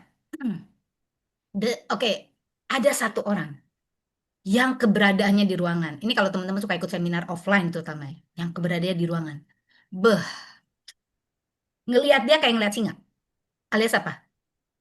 Kayak raja, untouchable. Istilah kata nih, berada di sekitarnya aja rasanya orang jadi bes. Kita jadi kecil banget, nyingkem. Ada nggak teman-teman yang kayak gitu? Ada, ya. Katanya sih biasanya bos besar punya aura ini, tapi nggak semua bos besar kayak gitu, ya kan? Cuman iya, rata-rata seperti itu, ya kan? Karena orang ini dominating banget. Bahkan dari auranya dia nggak ngomongnya udah dominating. Kalau tadi investigator itu sifatnya lebih observant, tapi yang 8 itu lebih ke dominating, ya. Kayaknya apa ya? Saya nggak tahu. Jadi waktu saya ikut pelatihan, jadi kita waktu lagi training itu banyak banget orang ya. Jadi training itu udah biasalah tingkat 1, 2, 3 gitu kan, ada tingkat advance segala. Pertama kali nih saya masuk ruangan ini, semuanya senyum senyum. Ada satu orang yang benar-benar ya, kebetulan badannya gede. Terus mukanya super sangar, teman-teman. Saya juga nggak tahu apakah ini memang karena sifatnya begitu, muka mengikuti ya. Mungkin bisa, mungkin kita perlu selidik itu ya, Bapak Ibu yang di sini ya, yang tapi ternyata benar setelah jadi setelah kelas berjalan kita baru tahu dia nomor 8 gitu kan ya, si challenger ini. Jadi eh, kita harus hati-hati di dekat orang challenger ini ya kan. But dia tuh punya sisi yang sangat bagus juga. Which is saya nggak bisa kasih tahu di sini karena nanti jadi panjang. Kata Pak Aris sampai subuh gitu kan ya. Suara saya nggak kuat teman-teman. Oke? Nah, kontradiktifnya pernah nggak punya nggak teman-teman satu temen yang kalau ada deket dia kayaknya peaceful banget gue. Like, I'm in a safe place. Aku bisa cerita apa aja sama dia. Bahkan kalau di satu kelompok gitu ya, kita berselisih, orang ini yang biasanya jadi penengah. Nah, teman-teman kalau ada silakan ketik 9. Ayo, teman-teman. Monggo, monggo, monggo. Wah, sebenarnya teman-teman, hoki kalau teman yang punya yang kalau kita kenal orang yang tipe 9 ini ya kan. Kenapa? Adem, ya kan? Adem, adem, ya kan? Nggak kayak itu tuh, ya kan? Nggak kayak Rusia gitu. Pokoknya nggak kayak Amerika ya sifatnya begitu begitu. Kita nggak boleh sebut nama ya. Nanti oh ini untung bukan YouTube ya. Saya punya YouTube channel teman-teman, ya kan? Jadi ngomongannya itu mesti dijaga katanya. Tapi udah nggak terlalu aktif ya. Anyway, udah ya, teman-teman udah mulai kenal ya. Silakan screenshot. Ini tanda panahnya, aku juga nggak tahu kenapa tanda panahnya begitu ya. Anyway, kita lanjut karena materi utamanya sebenarnya bukan itu. Ini perkenalan dari karakteristik dari 9 Enneagram ini aja. Nah, sekali lagi, Enneagram itu sifatnya tidak fix, melainkan sangat dinamis. Lucunya nih teman-teman, bukan lucu sih. Anyway, teman-teman bisa lihat arah-arah panahnya. Jadi itu menggambarkan ketika seseorang itu sedang stres itu bisa aja ngejar deadline itu stres. Kayak tadi tuh ya kan, wah ngejar deadline. Jujurnya ya ada beberapa slide yang saya baru siapnya itu tadi sekitar 30 menit sebelum dimulai. Gila kan? Ya kan? Ya, nanti kalian akan tahu saya sifatnya yang mana. Mungkin kalau bisa nebak. Nah, sifatnya itu bisa sedikit berubah ya ketika kita berada di situasi berbeda, lagi stres atau relax. Itu ada pergerakan. Nah, tapi pergerakannya kita ya di dalam dunia Enneagram itu bisa diprediksi. Misalnya, kalau kita satu, ya, kalau kita satu, kalau kita lagi stres kita jadi nomor 4. Nanti kan? Nah, kenapa? Jadi dia akan mengambil beberapa sifat-sifat si nomor 4 ini, si tipe 4, ya. Nah, intinya core Enneagram style-nya itu nggak pernah berubah. Tapi mereka bisa saja ketika di situasi yang berbeda, uh, mereka bisa satu menampilkan aspek negatif dari core enneagramnya atau bergerak ya berputar maksudnya bergerak ke arah karakter ya karakter yang berbeda dan biasanya itu bisa diprediksi. Nah, dengan memahami hal ini kita jadi memiliki satu insight atau gambaran yang lebih mendalam mengenai pola pikir, pola perasaan dan tindakan seseorang. Nah, teman-teman ini kayak cheat sheet, kayak contekan ulangan. Dulu pada suka nyontek nggak teman-teman? Pada cari contekan nggak kalau lagi mau ujian?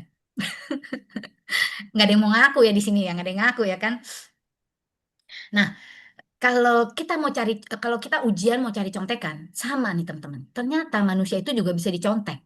Kalau kita, oh korban contekan, benar, bukannya nyonteknya nih. Oh, berarti Pak Arif yang dicontekin, gitu kan ya, Pak Arif benar ya. Kalau korban contekan bangga. Kalau yang nyontek biasanya nggak mau ngaku, gitu kan.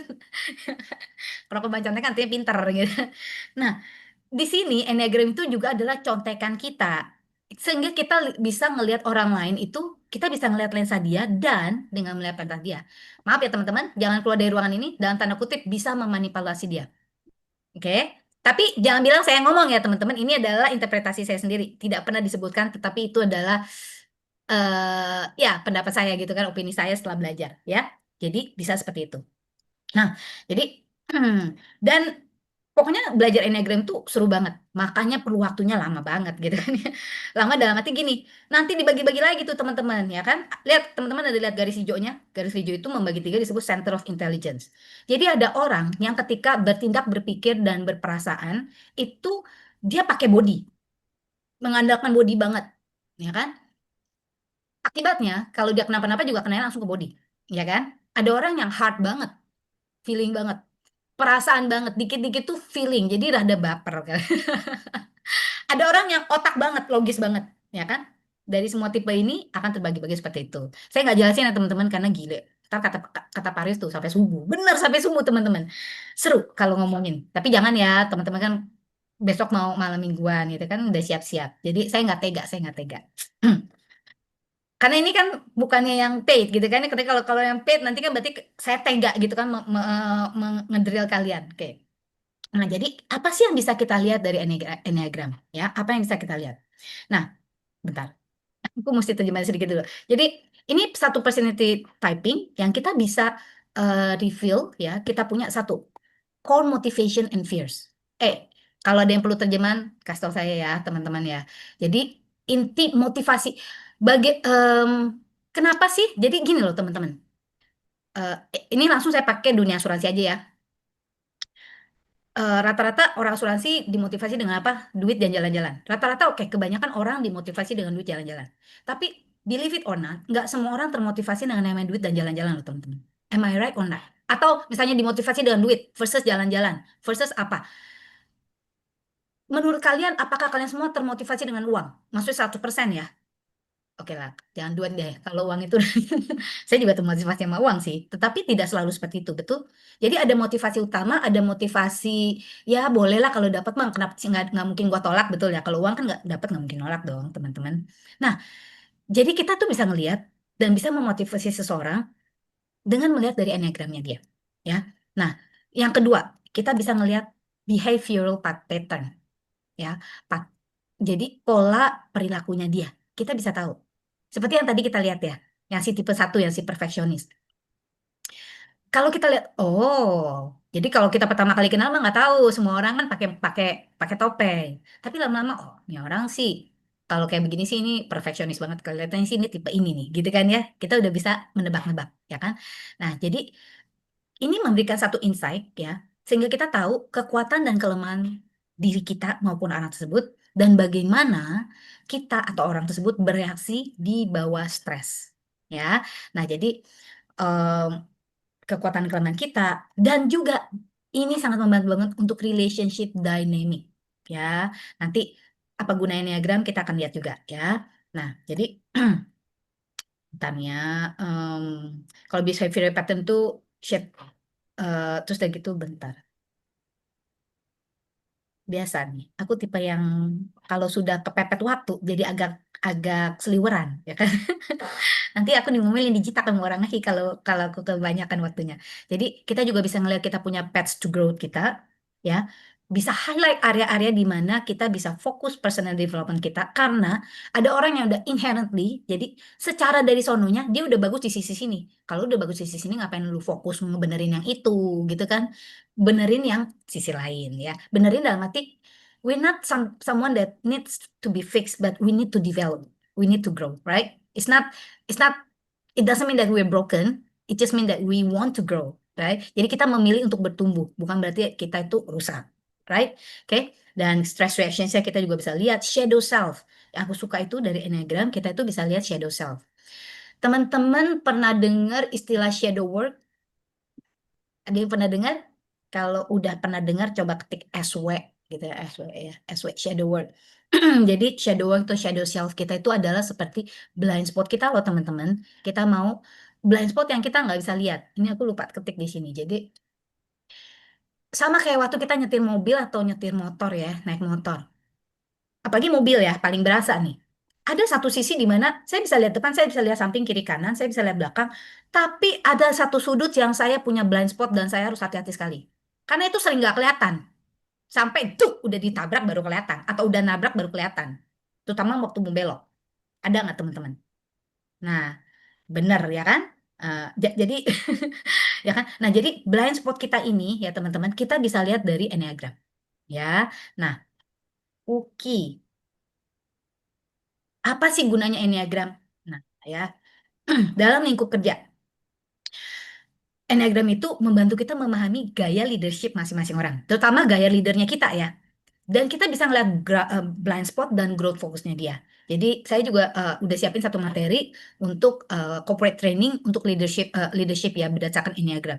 Bagus banget. Kalau kita melihat lebih dalam, ini juga bisa membantu para leader untuk melihat ke dalam diri dan untuk menyesuaikan. Menyesuaikan bukan berarti saya jadi seseorang yang lain. No, menyesuaikan artinya gimana sih kita mau bertumbuh ke our greatest potential, ya, gitu ya, our greatest potential, dan kita jadi bisa ngelihat blind spot kita tuh kayak gimana, ya. Dan apa sih yang bisa membantu saya bisa menjadi leader yang lebih baik? Seru nggak teman-teman kalau kita bisa tahu gimana kita bisa jadi leader yang lebih baik? Ya, ngomong-ngomong kita sebagai di rumah gitu ya, ibu gitu kan ya, Mbak Yuli tuh ibu kan. Ini bagus banget kalau kita tahu gitu ya. Ini karena kenapa? Kita di rumah kalau kita sebagai ibu, orang tua, kita adalah leader bagi anak-anak kita, betul? Ya. Jadi punya keahlian ini kita bisa melihat kayak psh, mata Raja Wali, betul ya, Raja Wali katanya. Mata elang, mata elang. Nah, dua, kita juga bisa mengenal motivasi seseorang. Super berguna banget terutama dalam hal sales ya. Ini saya ngelihat ada dua yang kita bisa pakai supaya banyak sih variasinya.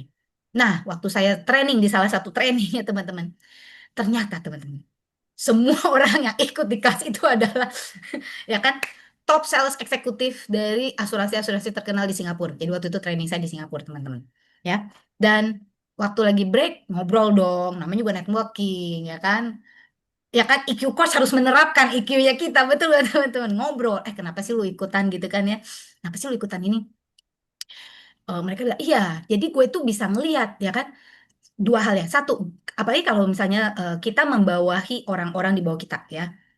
Gue bisa ngelihat nih ya, ini orang-orang di bawah gue nih, motivasinya tuh beda-beda loh. Jadi gue bisa memotivasi mereka dengan cara yang tepat. Itu satu ya. Ada yang motivasinya adalah uang. Ya kan, itu motivasi manusia nomor satu. Cuman bener loh, ketika ditanya ya kan salah satu top itu, motivasi kamu, kalau kamu ditawarin, misalnya kalau kamu kejar sesuatu, kejar peringkat tertentu dengan hadiah uang, itu motivasi kamu nggak? Dia diam aja. Terus dia bilang, enggak. Dia bilang, jadi apa yang motivasi kamu? Jalan-jalan, aku suka. Nah, misal gitu. Uang sama jalan-jalan beda ya teman-teman ya. Nah, atau misalnya pride, kebanggaan gue bisa berdiri di atas panggung. Itu yang bikin gue nangis terseduh-seduh gitu kan ya. Benar nggak sih teman-teman? Jadi motivasi itu berbeda-beda untuk setiap orang. Dan kalau kita mengenal karakter enneagramnya mereka, tipe mereka, kita bisa memotivasi sesuai. Jadi jangan tuh ya ketika lagi, kan namanya juga kalau leader ya, kan mesti coaching tuh ya. Benar nggak sih? Ya kan coaching satu-satu. Nih kalau yang asuransi tunjuk tangan tuh ya. Kan kita walaupun kita ada coaching coaching grup pasti ada coaching pribadi dong kadang-kadang manggil ya kan kenapa kamu nggak perform, lu nggak mau jalan-jalan, kalau kamu ngomong gitu sama orang yang termotivasi bukan jalan-jalan nggak kena, dia nggak akan bisa bisa perform, percaya sama gue ya. Karena jadi waktu itu ada yang leadernya ada ikut, salah satu bawahannya juga ikut, jadi mungkin satu manajer satu supervisornya gitu kan ya ikut. Jadi benar-benar jadi di debat panel terbuka itu ditanya, ya kan? Jadi ini bosnya, ada bosnya gitu kan dengerin ya. Cuman bosnya untungnya itu adalah tipe yang terbuka. Ya kalau udah ikut beginian biasanya orangnya open minded lah ya kan? Jadi ditanya, beneran ditanya ini anak buahnya, kamu termotivasi nggak gitu? Enggak. Jadi langsung bosnya gitu, alamak jangan selama ini gua salah motivasi lu, pantes lu nggak ini gitu, ngerti nggak? Ya teman-teman ya. Nah kedua, untuk para sales ini sangat bagus banget untuk kita mengenal prospek klien kita. Nah, ada klien yang termotivasi kalau misalnya UP-nya digede-gedein Bu. Jadi Ibu akan dapat keuntungan kalau Ibu ambil segini. Pokoknya Ibu UP-nya nih gede banget kalau misalnya ada apa-apa. Ada yang termotivasi gitu. Tapi ada yang enggak, ada yang bilang gini. Gini deh, kamu kasih saya informasi detail. Nanti saya pelajari. Nah, menurut teman-teman kalau yang ngomong kayak begitu, itu tipe berapa? Ayo teman-teman. Saya udah kasih clue-cluenya tuh teman-teman. Ayo ketik-ketik. Kalau ada yang bisa ngomong bener, ya kan? Wah, mantep tuh. Bentar. Saya jamnya kebablasan nggak? Waduh, kebablasan gua. Nah, oke. Jadi saya persingkat aja ya teman-teman ya. Jadi ini langsung aja.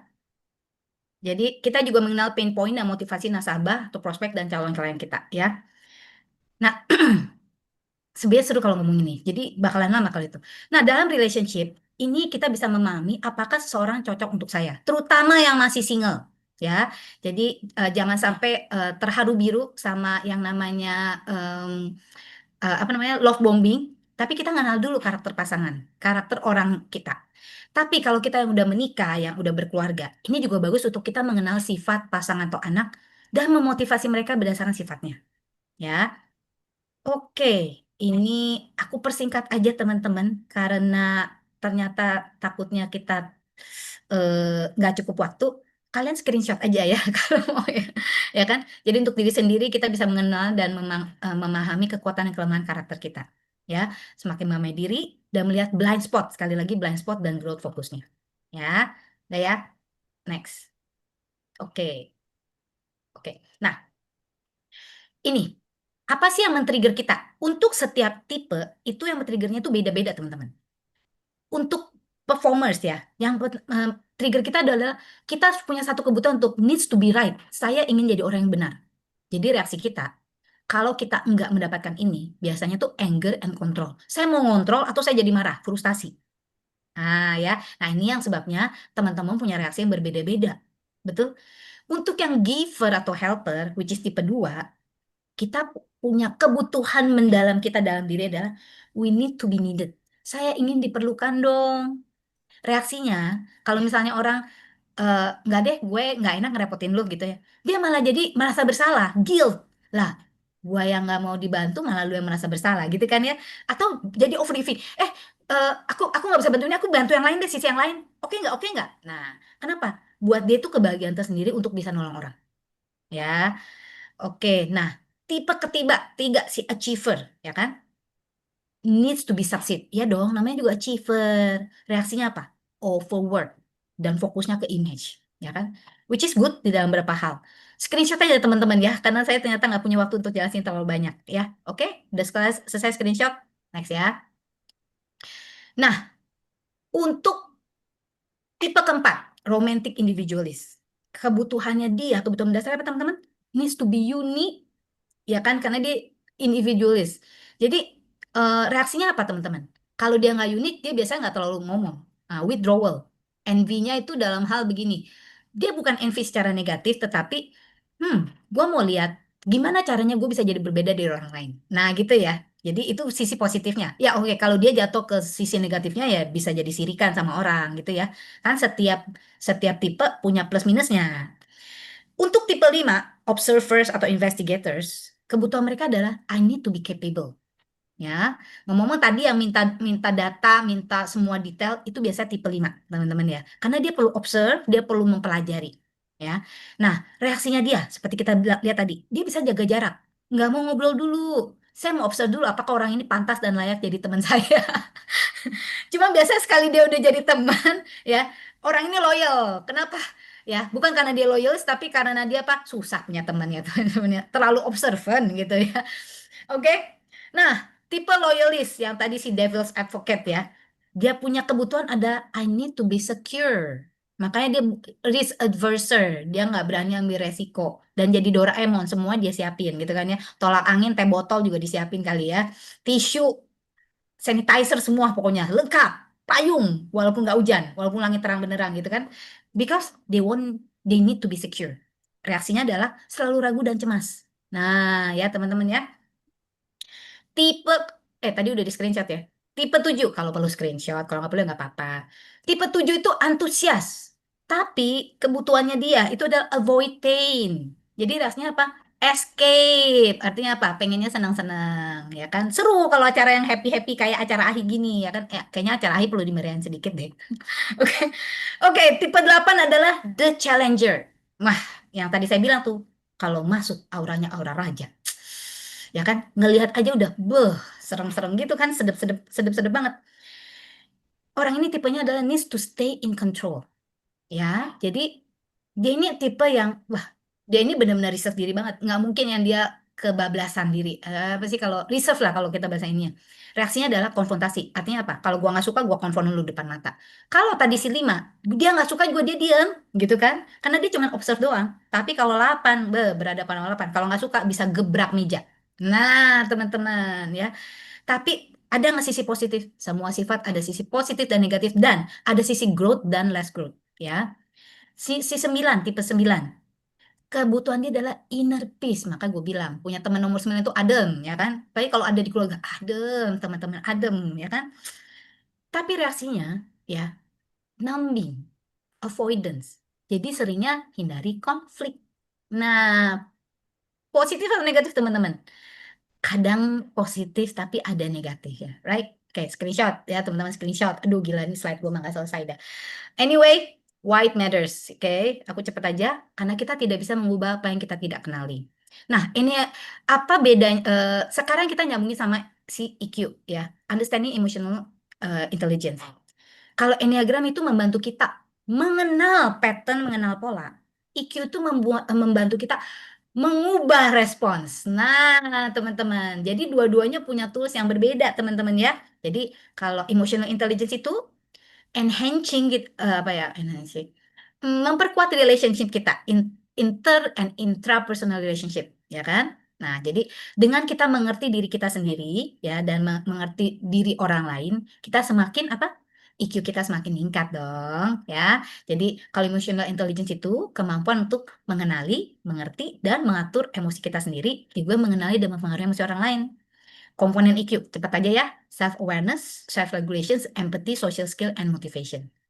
Ini bisa digabungin, teman-teman. Bisa banget. Dan Enneagram, apa sih hubungan Enneagram dan EQ? Enneagram framework itu enhance EQ kita. Jadi dengan kita mengenal Enneagram, kita tuh semakin mampu ya, semakin mampu berempati, semakin self-aware. Jadi EQ kita juga naik, ya kan? Jadi karena memberikan kita insight tentang setiap orang di sekitar kita, betul ya?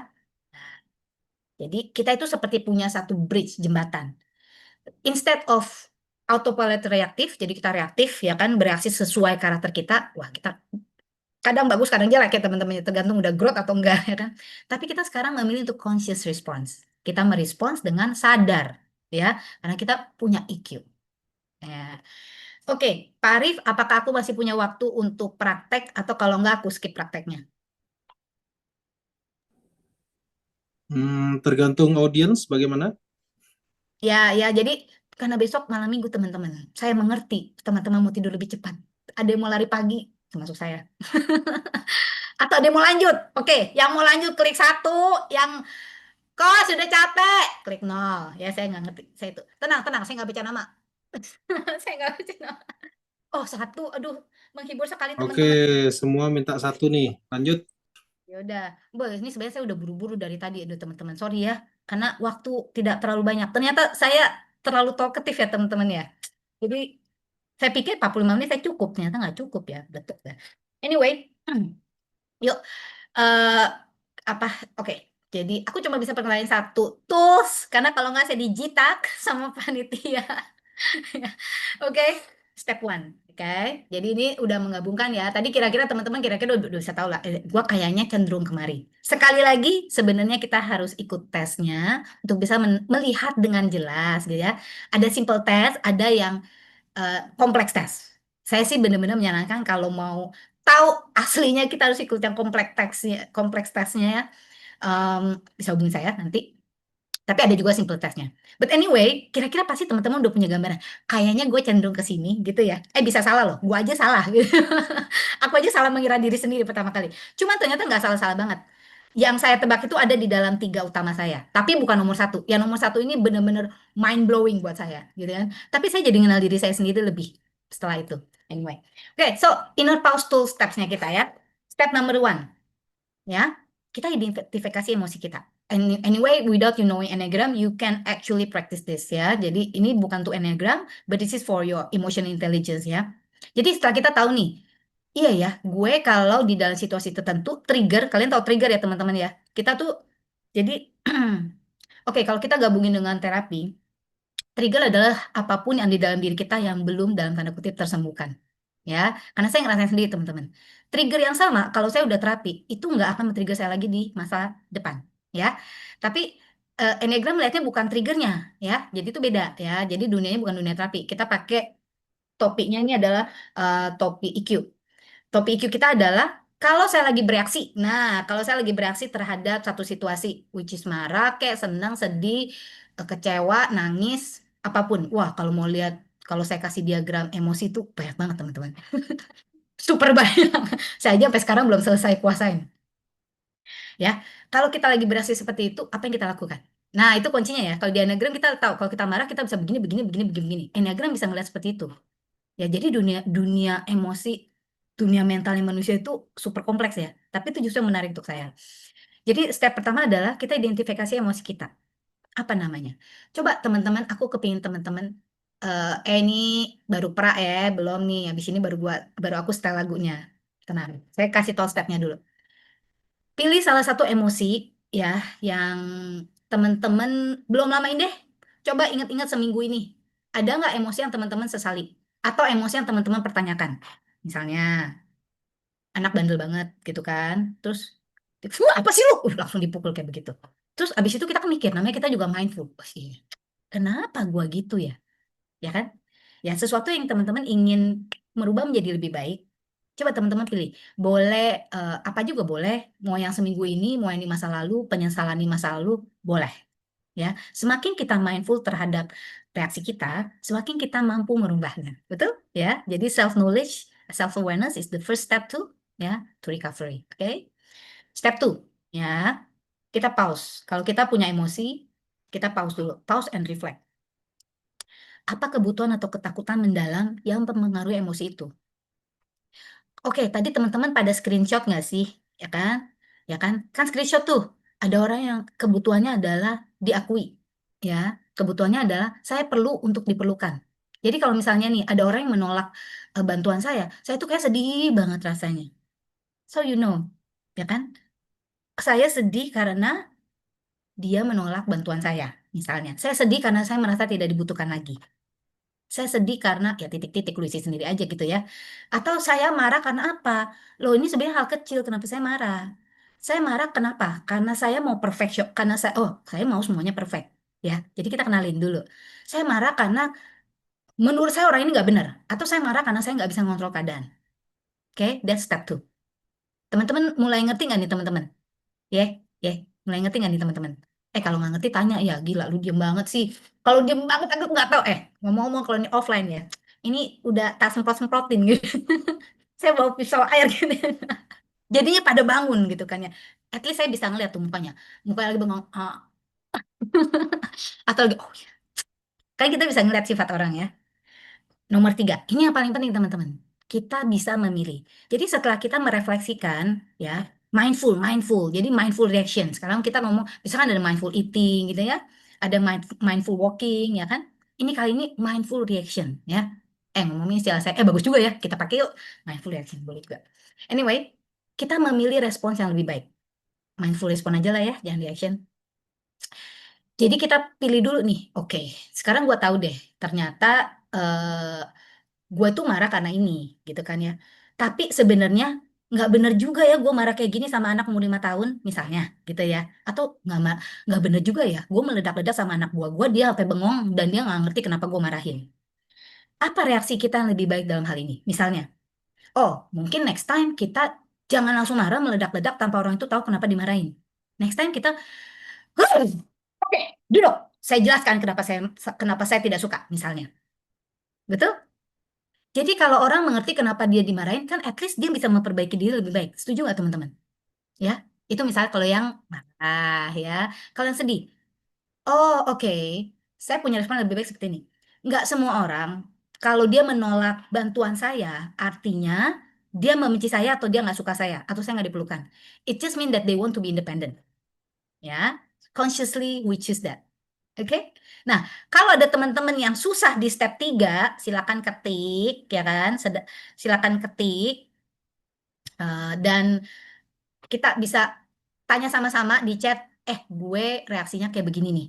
Kayaknya menurut kalian reaksi yang lebih baik itu seperti apa? Oke. Nah, step 4 adalah kita act berdasarkan intention based on your insight. Ya, jadi kita tetapkan ini actually ya bisa terapi nih. Kalau yang kalian yang ngerti melakukan ICT antara step 3 dan 4 itu kita bisa sebenarnya selipin yang namanya terapi. Ya, untuk kita act with intention. How we react in a better way. Oke? Nah, teman-teman, yuk kita mulai praktek. Saya cuma perlu waktu 2 menit aja dari waktunya teman-teman yang sangat terbatas ini. Kita praktek untuk merenung. Kalau boleh teman-teman siapin pensil, pen, kertas boleh ya, iPad terserah. Mau ketik di handphone boleh, monggo, di laptop. Supaya kita bisa merenung dan kita pilih salah satu emosi kita yang ingin kita perbaiki. Oke? Nah, ini di screenshot dulu teman-teman ya, yang slide ini. Jadi ntar teman-teman pindah nggak panik. Oke? Yuk, let's do it now. Oke, saya kasih waktu teman. Yuk, tarik napas yang dalam teman-teman. Be in this place. Izinkan diri teman-teman untuk merasa tenang. Detach ya. Jadi keluar dari kepanikan, dari hiruk-pikuk dunia saat ini. Tarik napas panjang dan dalam. Tahan dan buang perlahan dengan nyaman. Kalian boleh ya buang lewat mulut.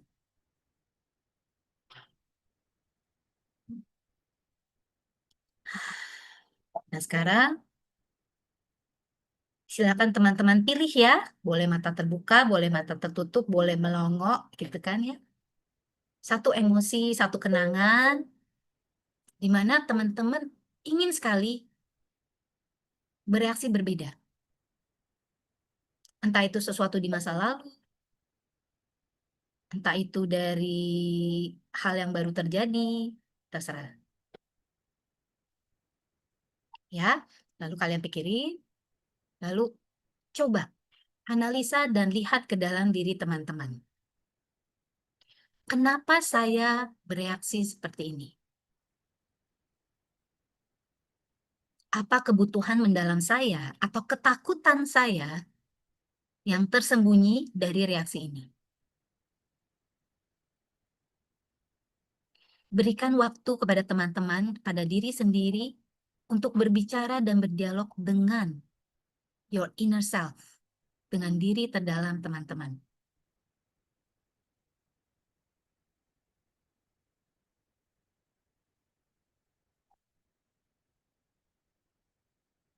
Dan ketika Anda menemukan jawabannya, say thank you to your inner self.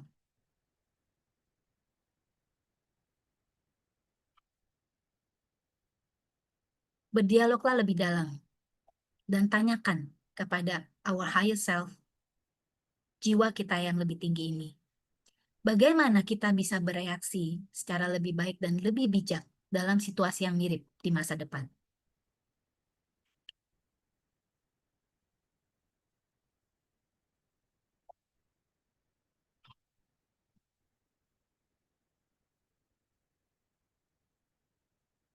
This is a sacred space for you to really dialogue with yourself.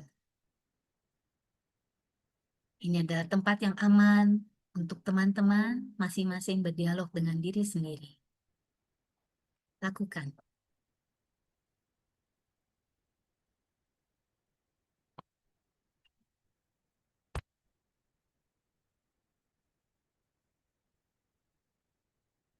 Katakan terima kasih terhadap insight-insight yang kita dapatkan dari higher self kita. Dari apa yang Anda tahu? Maafkan diri kita atas reaksi-reaksi tak terduga di masa lalu yang mungkin kita sesali. Izinkan diri kita untuk terus berkembang menjadi pribadi yang lebih baik dari waktu ke waktu.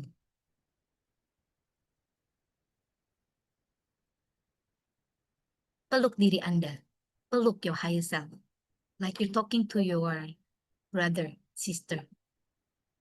Katakan, terima kasih. Terima kasih karena memberikan saya kesempatan untuk melihat apa yang bisa saya tingkatkan dalam diri saya.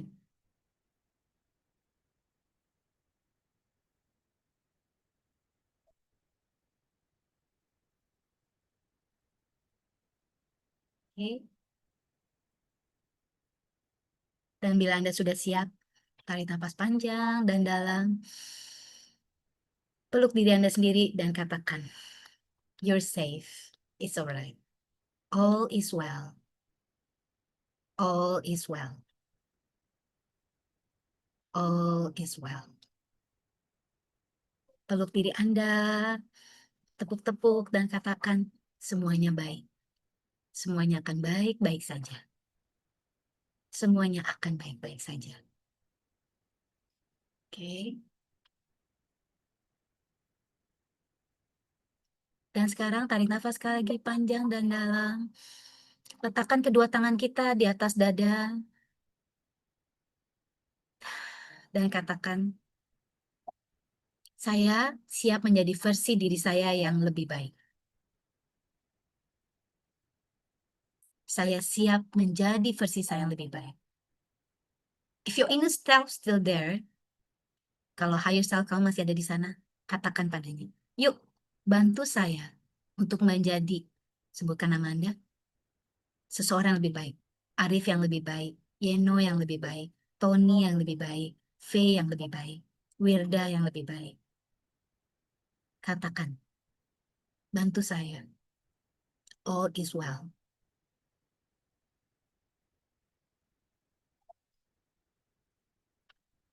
Lihat your higher self tersenyum pada Anda.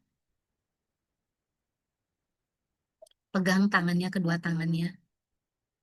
Dan lihat dia merging ke dalam diri Anda. Dan lihat diri Anda bersinar di dalam mata batin Anda. Bersinar menjadi seseorang yang lebih baik.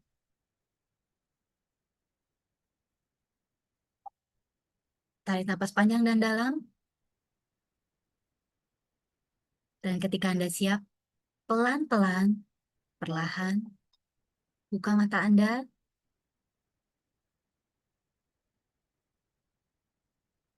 Dan silakan kembali ke ruangan saat ini.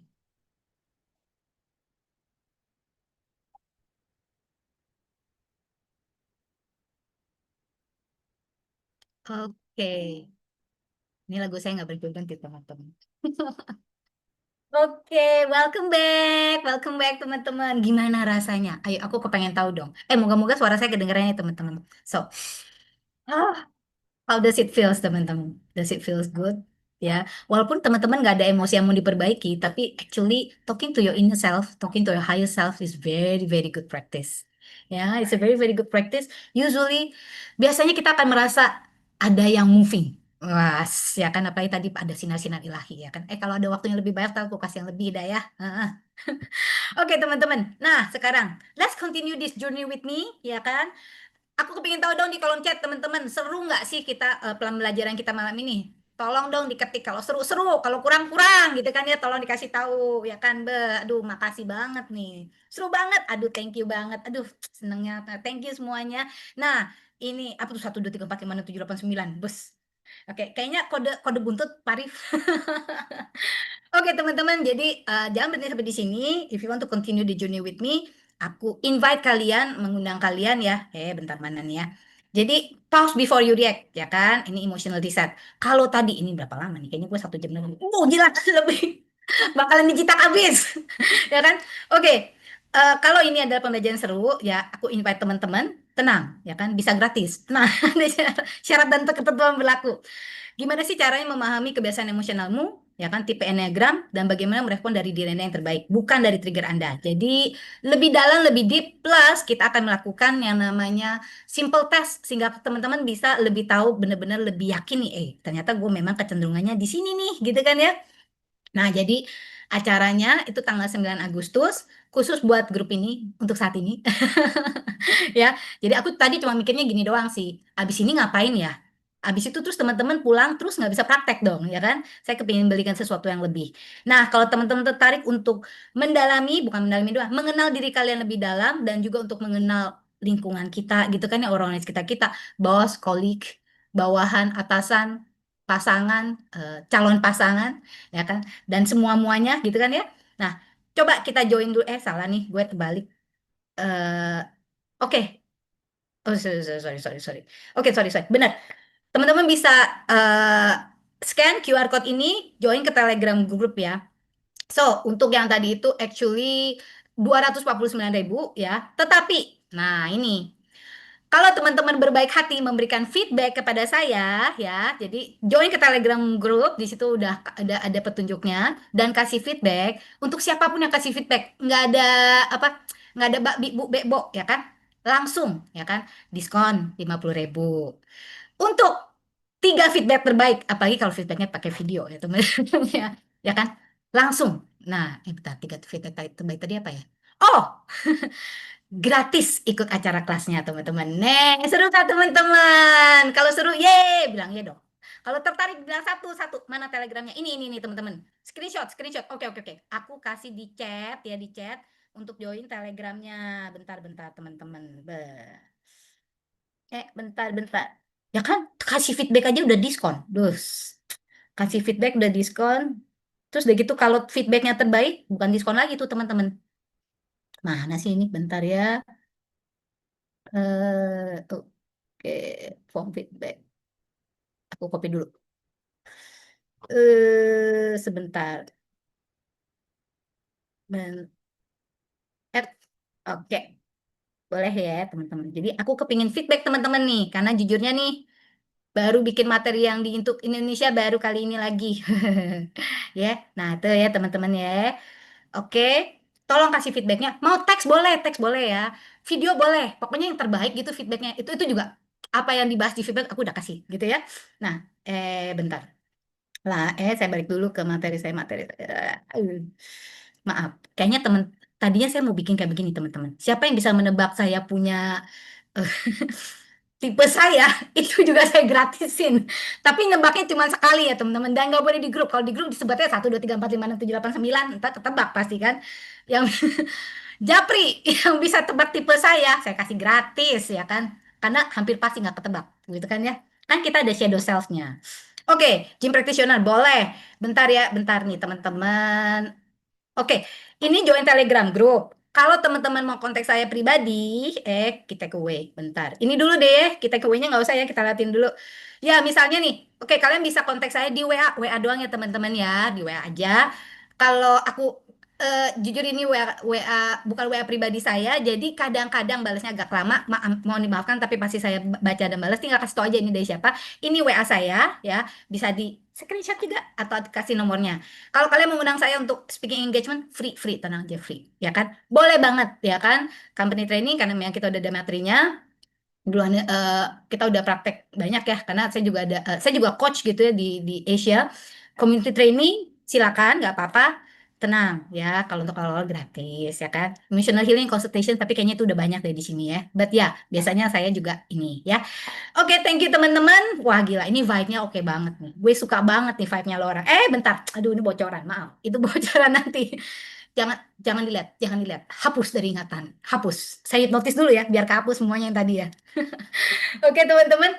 Oke, thank you semuanya. Jadi, thank you. Saya kembalikan lagi kepada moderator. Ya kan, silakan. Ini kita takeaway-nya. Saya nggak usah bacain, di screenshot aja. Saya rasa teman-teman udah ngerti apa yang kita dapatkan malam ini. Oke, thank you semuanya. Saya tunggu feedback-nya. Sangat-sangat berharga sekali. Please, welcome the feedback. Ya kan, ada apa-apa mau tanya ke Telegram atau ke WhatsApp aja. Ya, thank you semua. Wow, dahsyat sekali materinya hari ini. Betul nggak teman-teman? Ayo, kalau yang merasa berharga, tulis ketik dahsyat.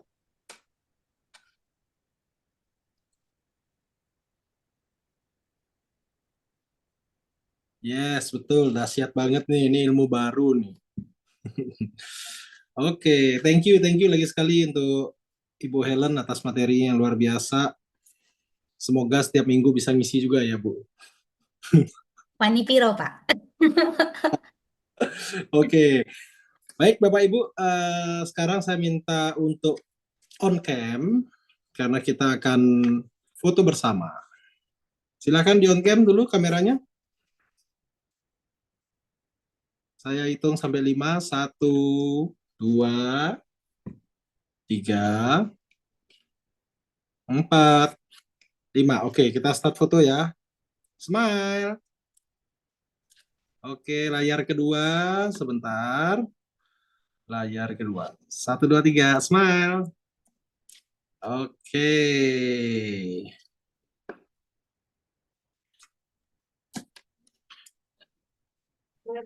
Oke. Next weekly meeting, kita akan kedatangan satu pembicara yang luar biasa. Beliau adalah seorang insurance expert dan hipnoterapis, yaitu Bapak Leonard Firdius, yang akan menyampaikan topik serunya, yaitu 3 kunci penarik kehidupan yang diimpikan. Wow, dari judulnya aja udah menarik ya. Dicatat tanggalnya 27 Juni 2025. Oke. Dan juga untuk next host ada Ibu Ayu Anantia, seorang personal assistant. Grateful prayer akan disampaikan oleh Ibu Sagung Anik Kencana Dewi sebagai financial planner, dan core value disampaikan oleh Ibu Vina Sari Yosepin, seorang ER coach dan juga dosen. Kemudian abundant sharing akan disampaikan oleh Bapak Adrianus Budiarjo Kurniadi, ya, seorang solution architect di Amazon Web Service. Wow, Amazon luar biasa.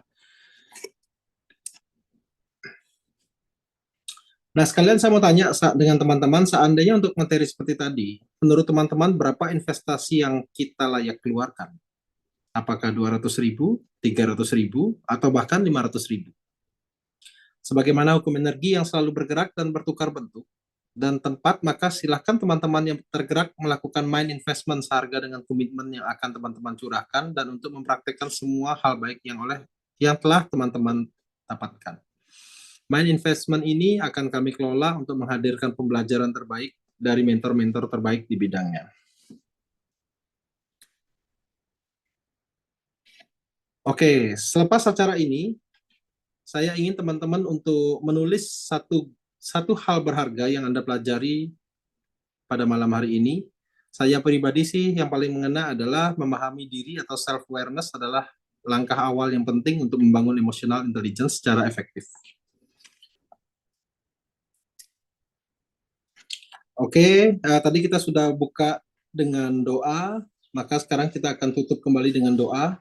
Saya turut memanggil lagi Ibu Putri Dharma Patni untuk waktu, saya persilahkan. Terima kasih Pak Arif. Mari kita tutup malam hari ini dengan doa lagi. Ya Tuhan, kami mengakhiri pertemuan ini dengan ucapan syukur. Terima kasih atas kelancaran Zoom meeting malam ini. Terima kasih kami selalu diingatkan untuk menyadari kesadaran diri kami, melatih rasa syukur, serta semakin mengenal dan memahami diri kami sendiri dan orang lain melalui Enneagram. Kami mohon bukalah jalan bagi kami untuk terus bertumbuh dan mempergunakan ilmu-ilmu yang kami dapatkan di Zoom ini, sehingga menjadi berkat untuk kami secara pribadi, orang-orang terkasih kami, serta masyarakat luas dan semesta. Terima kasih. Oke, thank you Bu Putri. Thank you teman-teman. Akhir kata saya undur diri dan saya doakan makin hari teman-teman semua makin SKRB. Kita boleh teriakan yel-yel lagi sekali ya. Apa kabar teman-teman? Sehat? Ya. Bahagia. Bahagia. Oke. Sampai ketemu Jumat depan. Thank you. Terima kasih.